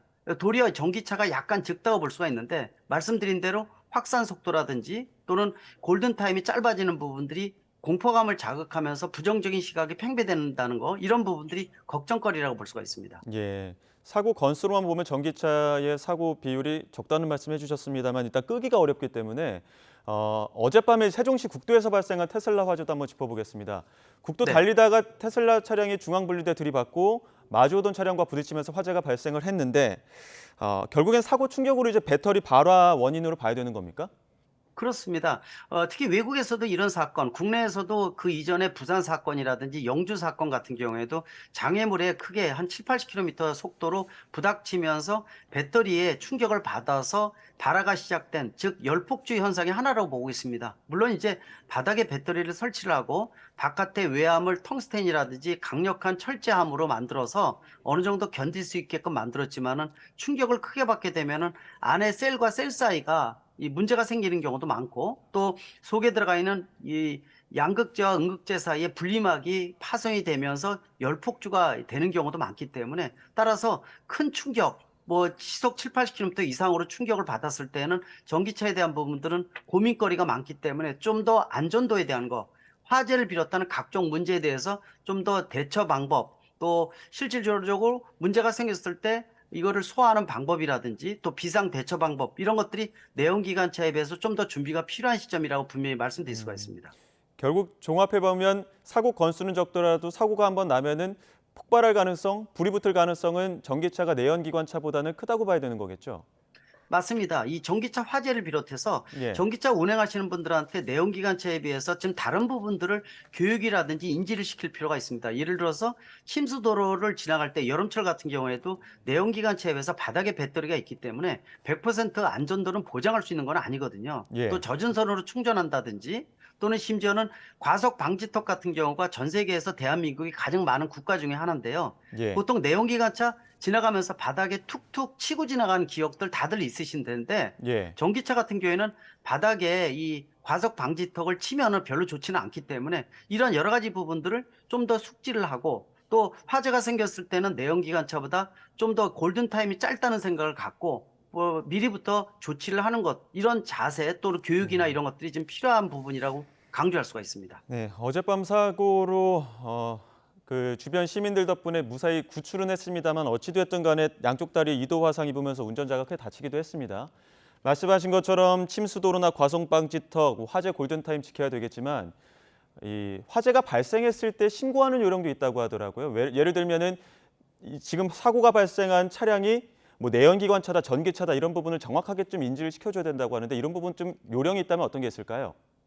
일단 전기차 자체가 내연기관차보다도 확산 속도가 빠르다는 것을 인지를 하시고요. 혹시라도 전조유 현상 생겨서 약간의 문제가 생긴다라는 느낌이 있으면은 한산한 곳에 주변에 가연성 물질이나 옮겨 붙을 수 없는 지역에다가 좀 세우는 다음에 주변의 차량 통제는 물론이고 119에 빨리 연락하는 겁니다. 물론 이제 그 이전에 운전자와 탑승객이 미리부터 좀 떨어져서 이 상태를 보는 것도 굉장히 중요한 부분이기 때문에 그러한 조치가 완벽하게 이루어져야지만 사상자를 좀 방지할 수 있다는 거, 그런 측면에서 전기차에 대한 부분들, 물론 이제 이 부분들이 운전자나 탑승객만 몰아가는 게 아니라 이 자동차 제작사들도 좀 더 안전한 배터리, 또 보안에 대한 것들, 또 소방에서도 좀 더 빨리 끌 수 있는 방법이라든지 이런 다양한 방법이 지금 개발되고 있기 때문에 조금 더 완벽한 부분들이 추가돼야 되는 것이 지금 전기차의 현실이라고 말씀드릴 수가 있습니다. 지금 대안으로 나온 것 중에 하나가 워낙 불이 안 꺼지니까 이동식 침수조를 이동을 시켜서 아예 차량을 물에 담갔다가 끄는 방식, 그런 방식들이 나오고 있는데 정작 이 방식이 전국 지자체에서 이 이동식 침수조를 갖고 있는 지자체가 3곳밖에 불과하다 이런 보도도 있습니다. 소방당국의 대비책들은 어떤 것들이 보완돼야 될까요? 소방당국에서는 지금 전기차나 수소차에 대한 군안구조 매뉴얼들이 있습니다. 따라서 어떤 차종에 화재가 생겼다 그러면은 그 매뉴얼을 들여다보면서 출동을 합니다. 그래서 예. 이 전기차의 이 배터리 차단 스위치가 어디인지도 알고요. 또 예. 문을 따는 방법이라든지 또는 그 밖에 말씀하신 대로 이동용 수조라든지 또는 질식포, 산소가 못 들어가게 해서 좀 차단을 시키는 방법은 많이 입증된 것들이니까 이런 것들은 지금 예산 편성을 통해서 전국 소방청의 소방서에 모두 다 이동용 수조 같은 것들 미리 준비를 하고 또 예. 매뉴얼도 철저하게 준비를 해서 이런 문제가 생겼을 때 빠른 조치 또 골든타임을 늘려서 사상자가 발생하지 않고 또 화재가 확산되지 않게끔 만들어주는 이러한 여러 가지 대책이 동시에 이루어져야 된다고 보고 있습니다. 네, 워낙 위험하기 때문에 조금 더 빠른 시일 내에 데이터라든지 관련 인프라도 빠르게 축적이 돼야 될 것 같습니다. 지금까지 네. 김필수 한국전기자동차협회장과 이야기 나눴습니다. 오늘 말씀 고맙습니다. 네, 감사합니다.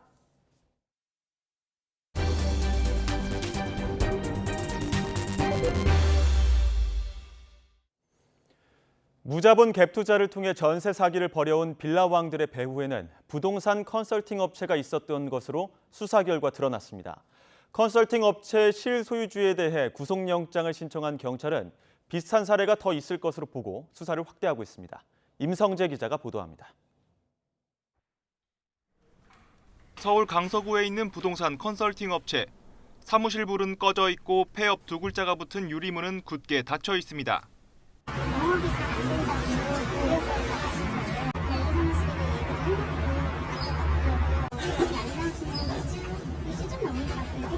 이 업체 대표는 따로 있고 실소유주는 30대 신모 씨입니다.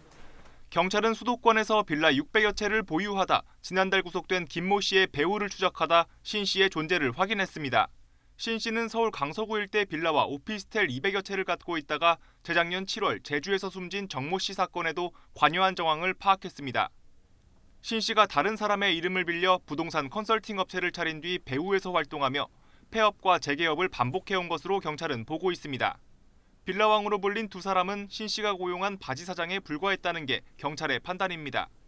이처럼 신 씨는 빌라왕 여러 명을 거느리고 무자본 갭 투자를 통해 세입자들의 전세 보증금을 가로챈 혐의를 받고 있습니다.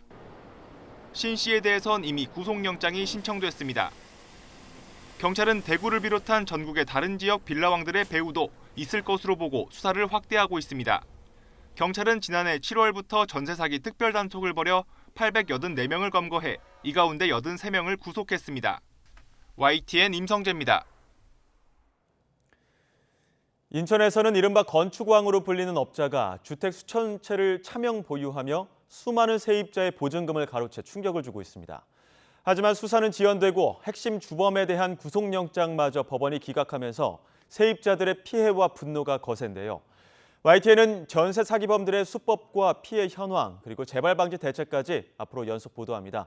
오늘 그 첫 번째 순서로 건축왕 개발업자가 부른 피해 상황을 강성욱 기자가 보도합니다.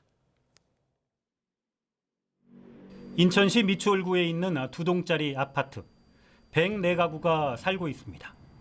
그런데 103가구에 대해 경매나 공매 절차가 진행되고 있습니다. 금융기관 대출금과 양도세 등 각종 세금이 체납되면서 빚어진 일입니다.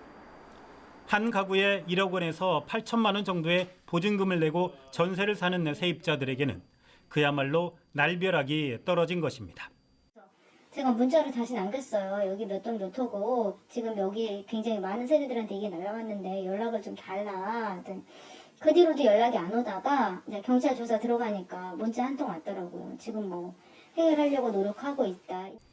건축왕이라고 불리는 인천의 한 개발업자는 최근 몇 년 사이에 인천 일대에 무려 3,000채 가까운 주택을 지었습니다. 주택을 지으면서 어김없이 금융기관으로부터 대출을 받고 선순위 근저당을 설정합니다. 완공된 이후에는 악덕 공인 중개사들을 동원해 세입자들을 모집합니다. 주변보다는 약간 저렴하게 전세금을 설정하고 근저당을 걱정하는 세입자들에게는 공인중개사들이 법률상 효력이 없는 이행 보증 각서까지 써줍니다. 이런 방식으로 2,700여 채의 전세 계약이 이루어졌습니다. 하지만 대출금 상환이 제때 이루어지지 않으면서 600여 가구에 대해 경매나 공매 절차가 시작됐습니다. 앞으로 나머지 2,200여 가구에 대해서도 똑같은 일이 벌어질 것으로 관측됩니다. 피해자들은 하지만 건축왕으로 불리는 실제 소유자의 얼굴도 한번 보지 못했습니다. 대부분의 주택이 이름만 빌려준 바지 사장의 명의로 돼 있기 때문입니다. 이 때문인지 지난달 말 경찰이 건축왕과 공범 등 5명에 대해 신청한 구속영장이 법원에서 모두 기각됐습니다. 영장 전담 재판부는 범죄 혐의에 대한 다툼의 여지가 있고 직업과 가족 등 사회적 유대 관계 등을 종합해 볼 때 현 단계에서 반드시 구속의 필요성을 인정하기 어렵다고 이례적으로 기각 사유를 길게 설명했습니다. YTN 강성욱입니다.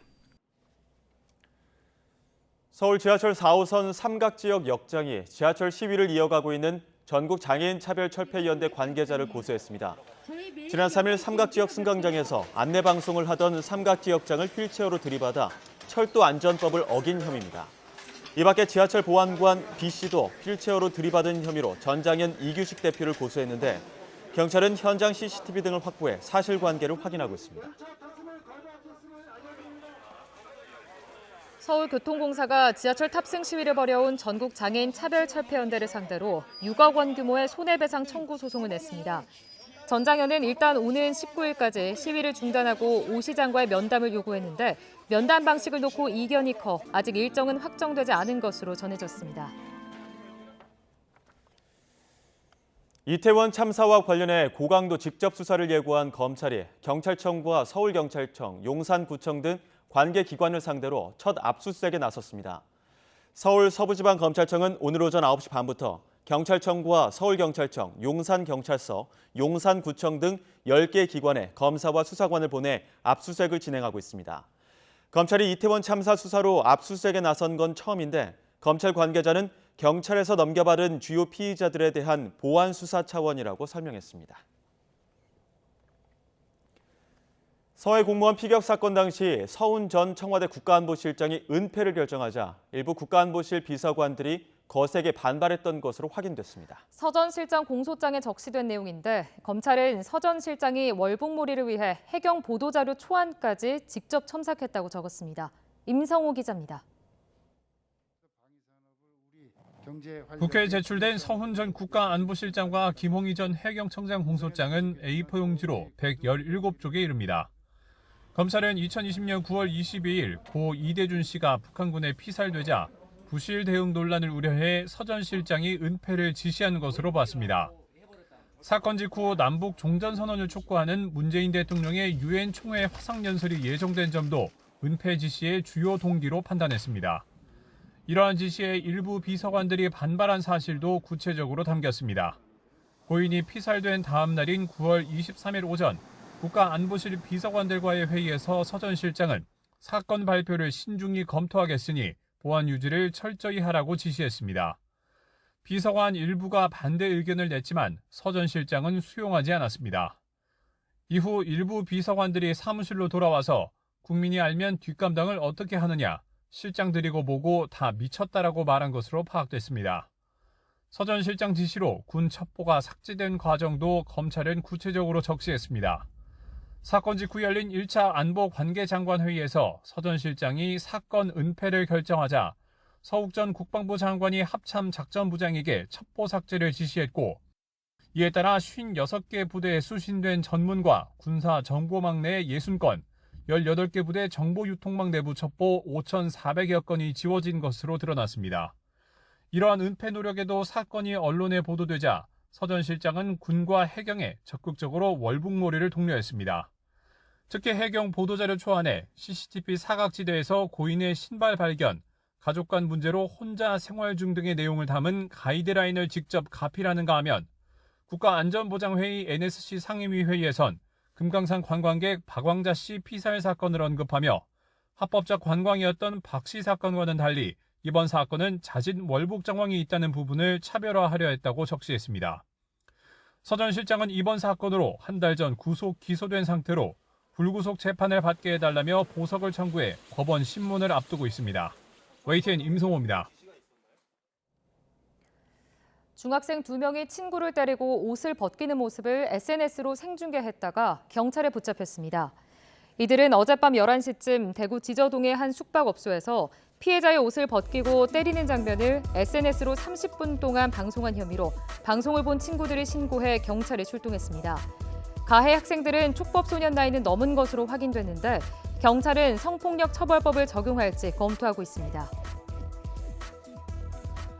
오늘 새벽 0시 10분쯤 전북 전주시 인우동에서 술에 취한 20대가 승용차를 몰다가 신호대기 중이던 택시를 들이받았습니다.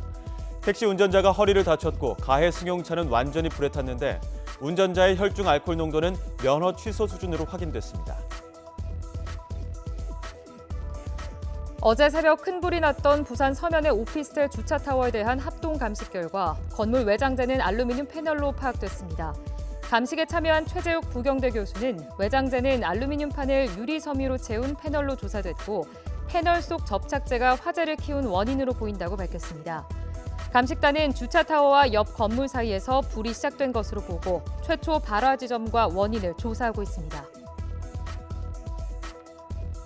서울 신당역에서 스토킹하던 여성을 살해한 혐의로 재판에 넘겨진 전주환에게 1심에서 사형이 구형됐습니다. 검찰은 서울중앙지방법원에서 열린 보복살인 사건 결심 공판에서 전주환에게 사형을 선고해달라고 재판부에 요청했습니다. 검찰은 인간 생명을 부정하는 극악 범죄를 예방하고 동일 범죄의 재발을 막기 위해서는 중한형이 불가피하다고 밝혔습니다.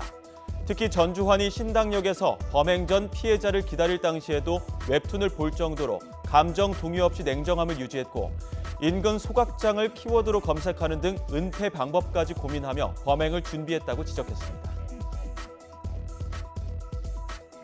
신변 보호를 받던 여성을 스토킹하다 살해한 혐의로 재판에 넘겨진 김병찬이 징역 40년을 확정받았습니다. 대법원은 보복살인 등의 혐의로 기소된 김 씨의 상고를 기각하고 징역 40년을 선고한 원심을 확정했습니다. 재판부는 피고인의 나이나 성행, 범행 동기, 범행 후 정황 등을 고려하면 원심 형량이 심히 부당하다고 할 수 없다고 지적했습니다.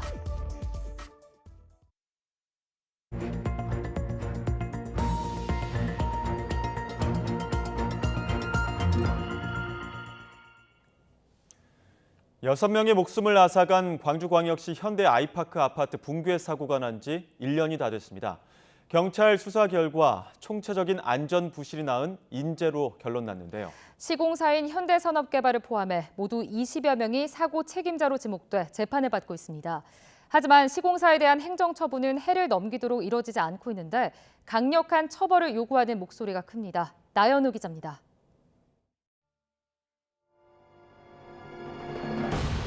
순식간에 와르르 무너져 내린 신축 아파트.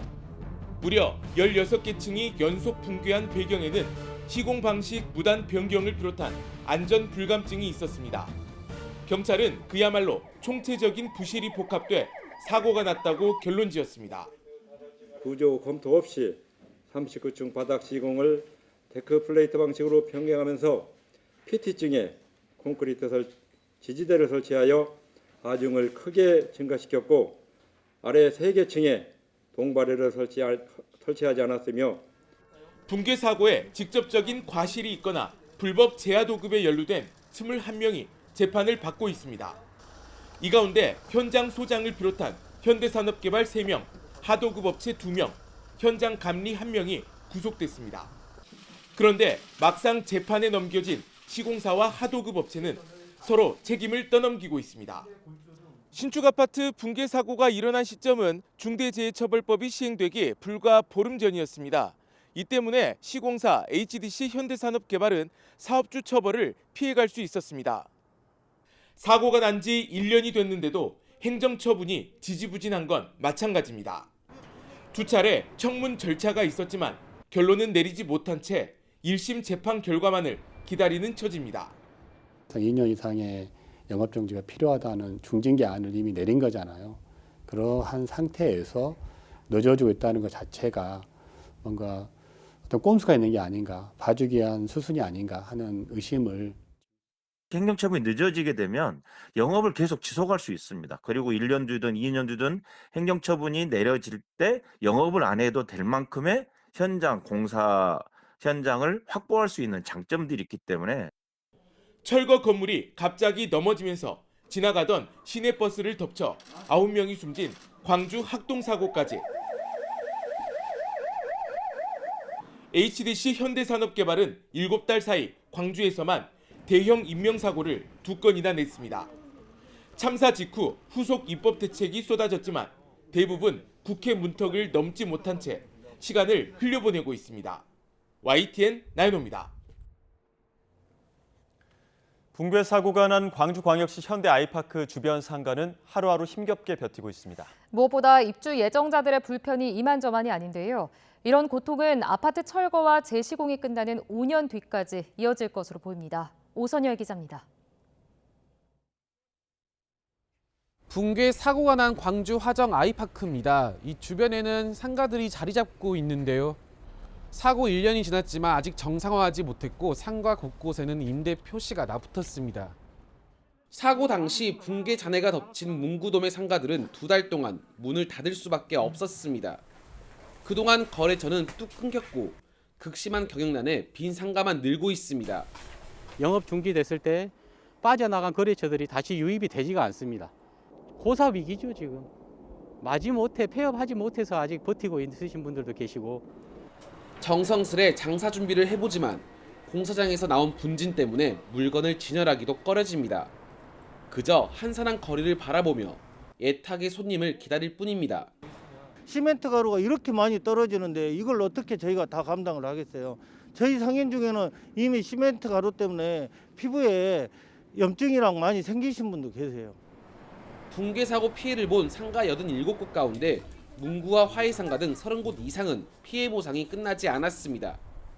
공사가 진행되는 동안 구청과 건설사 모두 상인 피해를 줄일 뚜렷한 대책도 없습니다.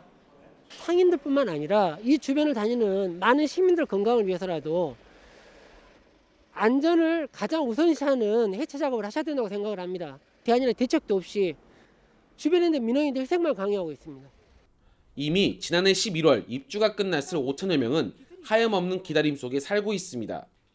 입주 시점에 맞춰진 모든 계획이 틀어지며 전월세를 전전해야 하는 신세가 됐습니다. 70개월 동안 전세만 살 수 없는 부분이잖아요. 월세 사는 사람들도 마찬가지고 풀어야 될 문제들은 아직도 산적이 남아있죠.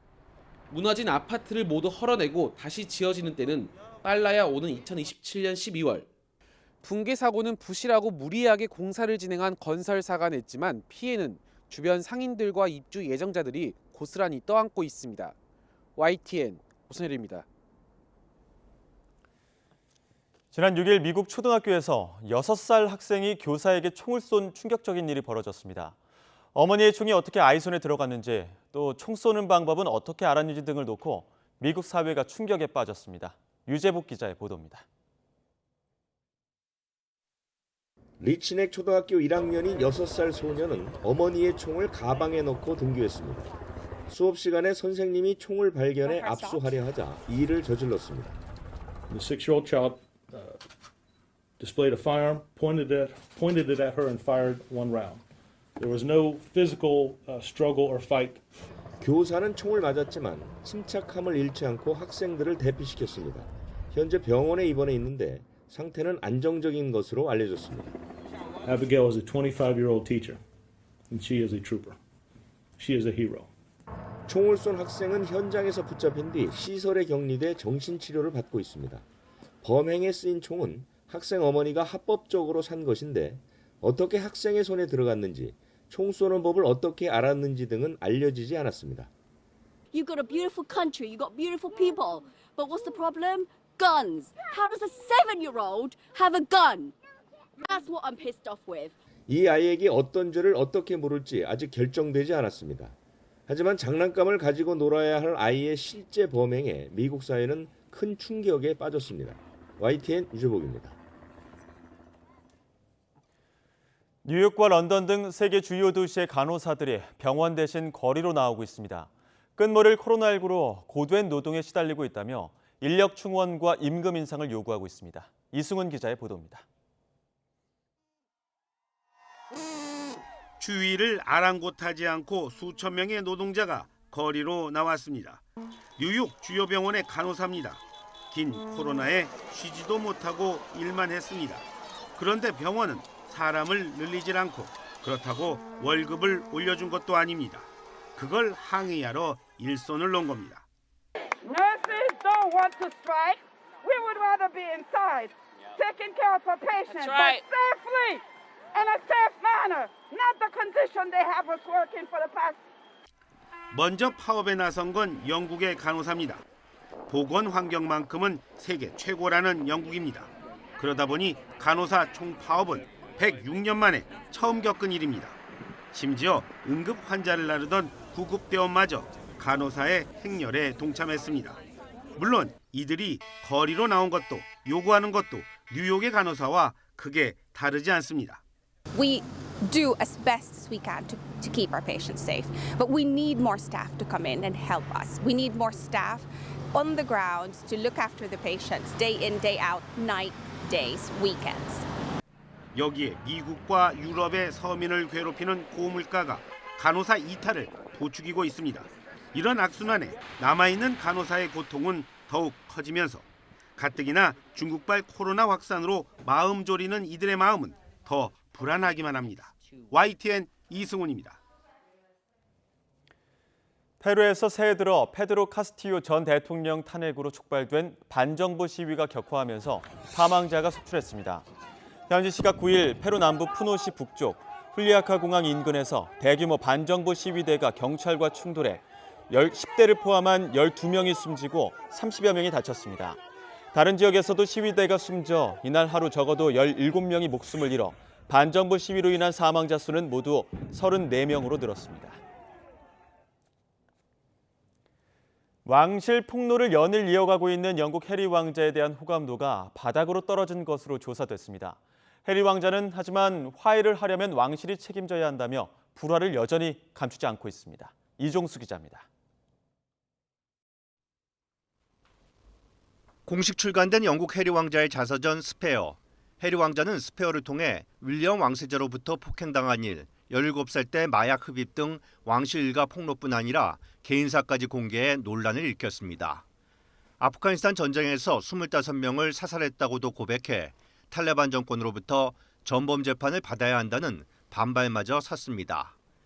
해리 왕자는 여기서 그치지 않고 인터뷰에서 형 윌리엄 왕세자 부부 등 가족과 관계에서 자신은 꼽사리에 불과했다며 불화를 서슴없이 드러냈습니다. 또 미국인 혼혈 배우 메건과 결혼하며 독립을 선언한 뒤 왕실과 불편한 관계도 털어놓았습니다. They've shown absolutely no willingness to reconcile up until this point. And I'm not sure how honesty is burning bridges. Silence only allows the abuser to abuse, right? 해리 왕자의 자서전과 이런 폭로성 발언들은 동정보다 비판 여론을 낳고 있습니다. I'm sad that the Queen's passed away. If she was alive now and she heard all this now, she'd be very angry. 지난 5일과 6일 실시한 영국 온라인 여론조사에 따르면 해리 왕자 호감도는 26%로 한 달 전보다 7%포인트 떨어지며 조사 이래 최저치를 기록했습니다. 하지만 해리 왕자는 미 ABC와 인터뷰에서 형과의 갈등을 알면 어머니 다이애나 빈이 마음 아파했을 것이다. 화해하려면 왕실 일가가 책임을 져야 한다며 자제하지 않고 있습니다. I don't think that we can ever have peace with my family unless the truth is out there. There's a lot that I can forgive, but there needs to be conversations and then in order for reconciliation. 해리 왕자가 가해자로 부른 찰스 3세 국왕과 왕실은 여전히 이렇다 할 반응을 내놓지 않고 있습니다. YTN 이종수입니다. 미국의 싱크탱크가 중국이 타이완을 침공할 경우 양측 모두 막대한 비용을 치르게 될 거라는 전쟁 예측 보고서를 발표했습니다. 미국에 막힌 중국은 타이완 침공에 성공하지 못하겠지만 미국도 국제적 지위에 타격을 입을 것으로 예측했습니다. 워싱턴 권준기 특파원의 보도입니다. 미국이 새해부터 이지스 구축함을 타이완 해협에 보내 이른바 항행의 자유 작전을 펼치자 중국은 전투기와 폭격기를 동원한 실전 훈련으로 맞불을 놨습니다. 올해도 타이완을 둘러싼 군사적 긴장이 쉽게 가라앉지 않을 것으로 보이는 가운데 미국의 싱크탱크 CSIS가 중국의 타이완 침공을 가정한 워게임 보고서를 내놨습니다. 2026년 중국 해군이 수륙 양용으로 타이완을 침공할 경우 전쟁 양상을 예측한 겁니다. 결론은 전쟁에 뛰어든 미국과 중국, 타이완 모두 심각한 타격을 입지만 중국은 해군이 괴멸되고 침공은 성공하지 못하는 것으로 나타났습니다. And by the time China captures ports and airports, its amphibious fleet is effectively destroyed in most of the games that we played. 미국의 피해도 만만치 않았습니다. 항공모함 2척과 대형 전함 1, 20대를 잃고 불과 3주 만에 미군 3,200명이 전사한다는 예측이 나왔습니다. 패배한 중국 못지않게 승리의 대가를 치를 수밖에 없다는 겁니다. The United States was not winning as handily as it once did in an earlier era. And so as Chinese military power was growing, it really became harder and harder for the defense strategists. 보고서는 특히 우크라이나 전쟁처럼 무기만 지원하는 방식의 전쟁은 불가능할 것으로 관측했습니다. 섬나라인 타이완에 무기가 도착하기 전에 중국이 가로챌 수 있기 때문입니다. 이로 인해 미군이 일본에 있는 군기지를 이용하는 것을 상수로 놨습니다. 보고서는 하지만 중국의 타이완 침공이 불가피하다는 뜻은 아니라며 중국이 무력 대신 타이완을 외교적으로 고립시키거나 경제적 압박을 가할 가능성도 있다고 전망했습니다. 워싱턴에서 YTN 권윤기입니다.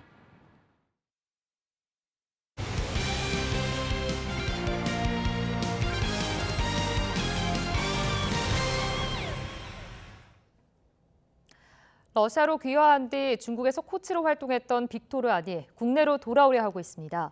자신의 친정팀이자 쇼트트랙 여제 최민정이 소속된 성남시청 코치에 지원했습니다. 보도에 이지은 기자입니다. 쇼트트랙 황제 빅토르 안이 국내 복귀를 추진 중입니다. 빅토르 안은 최근 성남시청 빙상팀 코치직 공개 채용에 지원했습니다. 성남시청은 러시아 귀화 전까지 활동했던 친정팀입니다.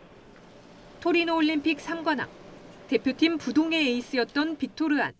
성남시청 빙상팀이 해체되자 2011년 러시아로 귀화했고 소치 올림픽 3관왕에 올랐습니다. 평창 올림픽에는 도핑 문제로 출전하지 못했고 지난해 베이징 올림픽에서는 코치로 변신해 중국 대표팀을 이끌었습니다. 또 어떤 식으로 내가 또 일을 하게 될지는 어떻게 아직은 모르니까 중국 팀과의 계약도 2월 내에 끝나고 이러니까 좀 쉬면서 생각을 해봐야 될 것 같아요. 이후 빅토르 안은 외국 대표팀의 계약 제안을 거절하고 국내로 돌아온 것으로 알려졌습니다. 성남시 측은 이번 주에 면접을 진행하고 이달 안에 최종 합격자를 발표할 예정이라고 밝혔습니다. 만약 빅토르 안이 성남시청 코치로 복귀하면 쇼트트랙 여제 최민정을 지도하게 됩니다. YTN 이지은입니다. 정부가 우리 민족 고유의 전통 스포츠인 씨름의 재도약을 위해 K씨름 진흥 방안을 내놨습니다. 경기 방식에 재미를 더하고 시범단을 창단해 해외에 파견한다는 계획도 세웠습니다. 보도에 김상익 기자입니다. 선수 12명으로 구성된 MG 새마을금고 씨름단이 공식 출범했습니다. 지자체 1세계 씨름단 구성에서 기업팀이 생긴 건 2016년 현대 씨름단 해체 이후 7년 만입니다. 때맞춰 정부는 올해를 씨름 부활의 원년으로 선포하고 제2의 이만기와 강호동을 배출해 오랜 침체기에 빠진 씨름을 K스포츠의 대표 브랜드로 육성키로 했습니다. 또 소배급이나 경량급을 신설하고 관람 콘텐츠 같은 경우에도 멀티미디어 기술과 한국의 K컬처가 합쳐져서 보다 많은 볼거리가 있는 경기장 분위기를 조성하도록 할 예정입니다. 그간 씨름이 스타 부제와 기술 씨름의 쇠퇴 등으로 젊은 세대와 미디어의 외면을 받아왔다고 보고 긴장감과 흥미를 줄 수 있는 요소들을 발굴해 변화시킨다는 계획입니다. 상설 경기와 체험이 가능한 복합 공간을 조성하는가 하면 명절 대회를 적극 노출해 국내 팬과 외국 관광객 모두 씨름에 쉽게 접근할 수 있게 할 방침입니다. 또 어린이집과 유치원, 초등학교에서 씨름을 체험할 수 있는 맞춤형 프로그램을 운영하고 씨름 시범단도 창단해 해외 파견을 추진키로 했습니다. 씨름인들도 씨름의 국민 스포츠로의 제도약에 힘을 보탠다는 각오입니다. 씨름의 인기 부활은 저희들이 지금 속전속결로 해서 이기고 지는 것입니다. 팬들이 좋아하는 씨름으로 가야 저희 씨름이 활성화가 될 것 같습니다. 현행 민속 씨름은 3년 안에 5개 프로팀이 창단돼 세미 프로리그를 출범시킨 뒤 장기적으로는 프로리그로 전환됩니다. 고유의 전통 스포츠 씨름이 팬들을 텔레비전 앞에 불러 모았던 1980, 90년대 명성을 되찾을지 주목됩니다. YTN 김사익입니다. 웨일스의 축구 스타 게러스 베일이 고민 끝에 인생의 다음 단계로 나아간다며 은퇴를 선언했습니다. 89년생으로 2006년 사우샘프턴에서 데뷔한 베일은 토트넘, 레알 마드리드에서 활약했고 웨일스 대표팀에서 최다 출전과 득점 기록을 쓰며 64년 만에 월드컵 본선 진출도 이뤘습니다. 토트넘에서 함께 뛰었던 손흥민도 SNS를 통해 행운이 가득하길 바란다고 빌었고 이에 베일도 고맙다는 답을 남겼습니다. 오늘 하루도 종일 예년 기온을 웃돌면서 온화함이 감돌았습니다. 내일도 마치 초봄처럼 포근한 날씨가 이어지겠는데요. 내일 서울 아침 기온은 영하 2도에 머무르면서 아침에도 크게 춥지 않겠고요. 한낮에는 서울 기온이 9도까지 오르는 등 예년 기온을 무려 7도나 웃돌겠습니다. 다만 초미세먼지는 주의해 주셔야겠습니다. 대기가 정체되면서 내일 서울과 경기는 대기질이 종일 나쁨 수준을 유지하겠고 충청과 전북, 대구는 오전 한때 공기가 탁하겠습니다. 미세먼지만 아니라면 하늘 자체는 대체로 맑겠습니다. 따라서 건조특보가 발효 중인 동해안 지역에서는 대기의 건조함이 더욱 심해지겠고요. 너울성 파도도 높게 일겠습니다. 내일 아침 기온은 오늘과 비슷하거나 조금 높게 출발하겠습니다. 내일 서울 아침 기온 영하 2도, 대전 영하 3도, 광주는 0도가 예상됩니다. 낮 동안에도 예년 기온을 4에서 8도가량 웃돌면서 비교적 온화하겠습니다. 내일 낮 기온 서울 9도, 대전 10도, 광주와 대구는 13도가 예상됩니다. 다가오는 목요일 밤 남해안과 제주도를 시작으로 일요일까지 전국에 비나 눈이 이어지겠습니다. 이 비가 미세먼지와 건조함을 해소해주겠지만 이후에는 날이 다시 추워질 전망입니다. 지금까지 날씨 정보였습니다. 가장 빠른 종합 뉴스 뉴스큐 마치겠습니다. 이어서 이브닝 뉴스가 방송됩니다. 시청해주신 여러분 고맙습니다.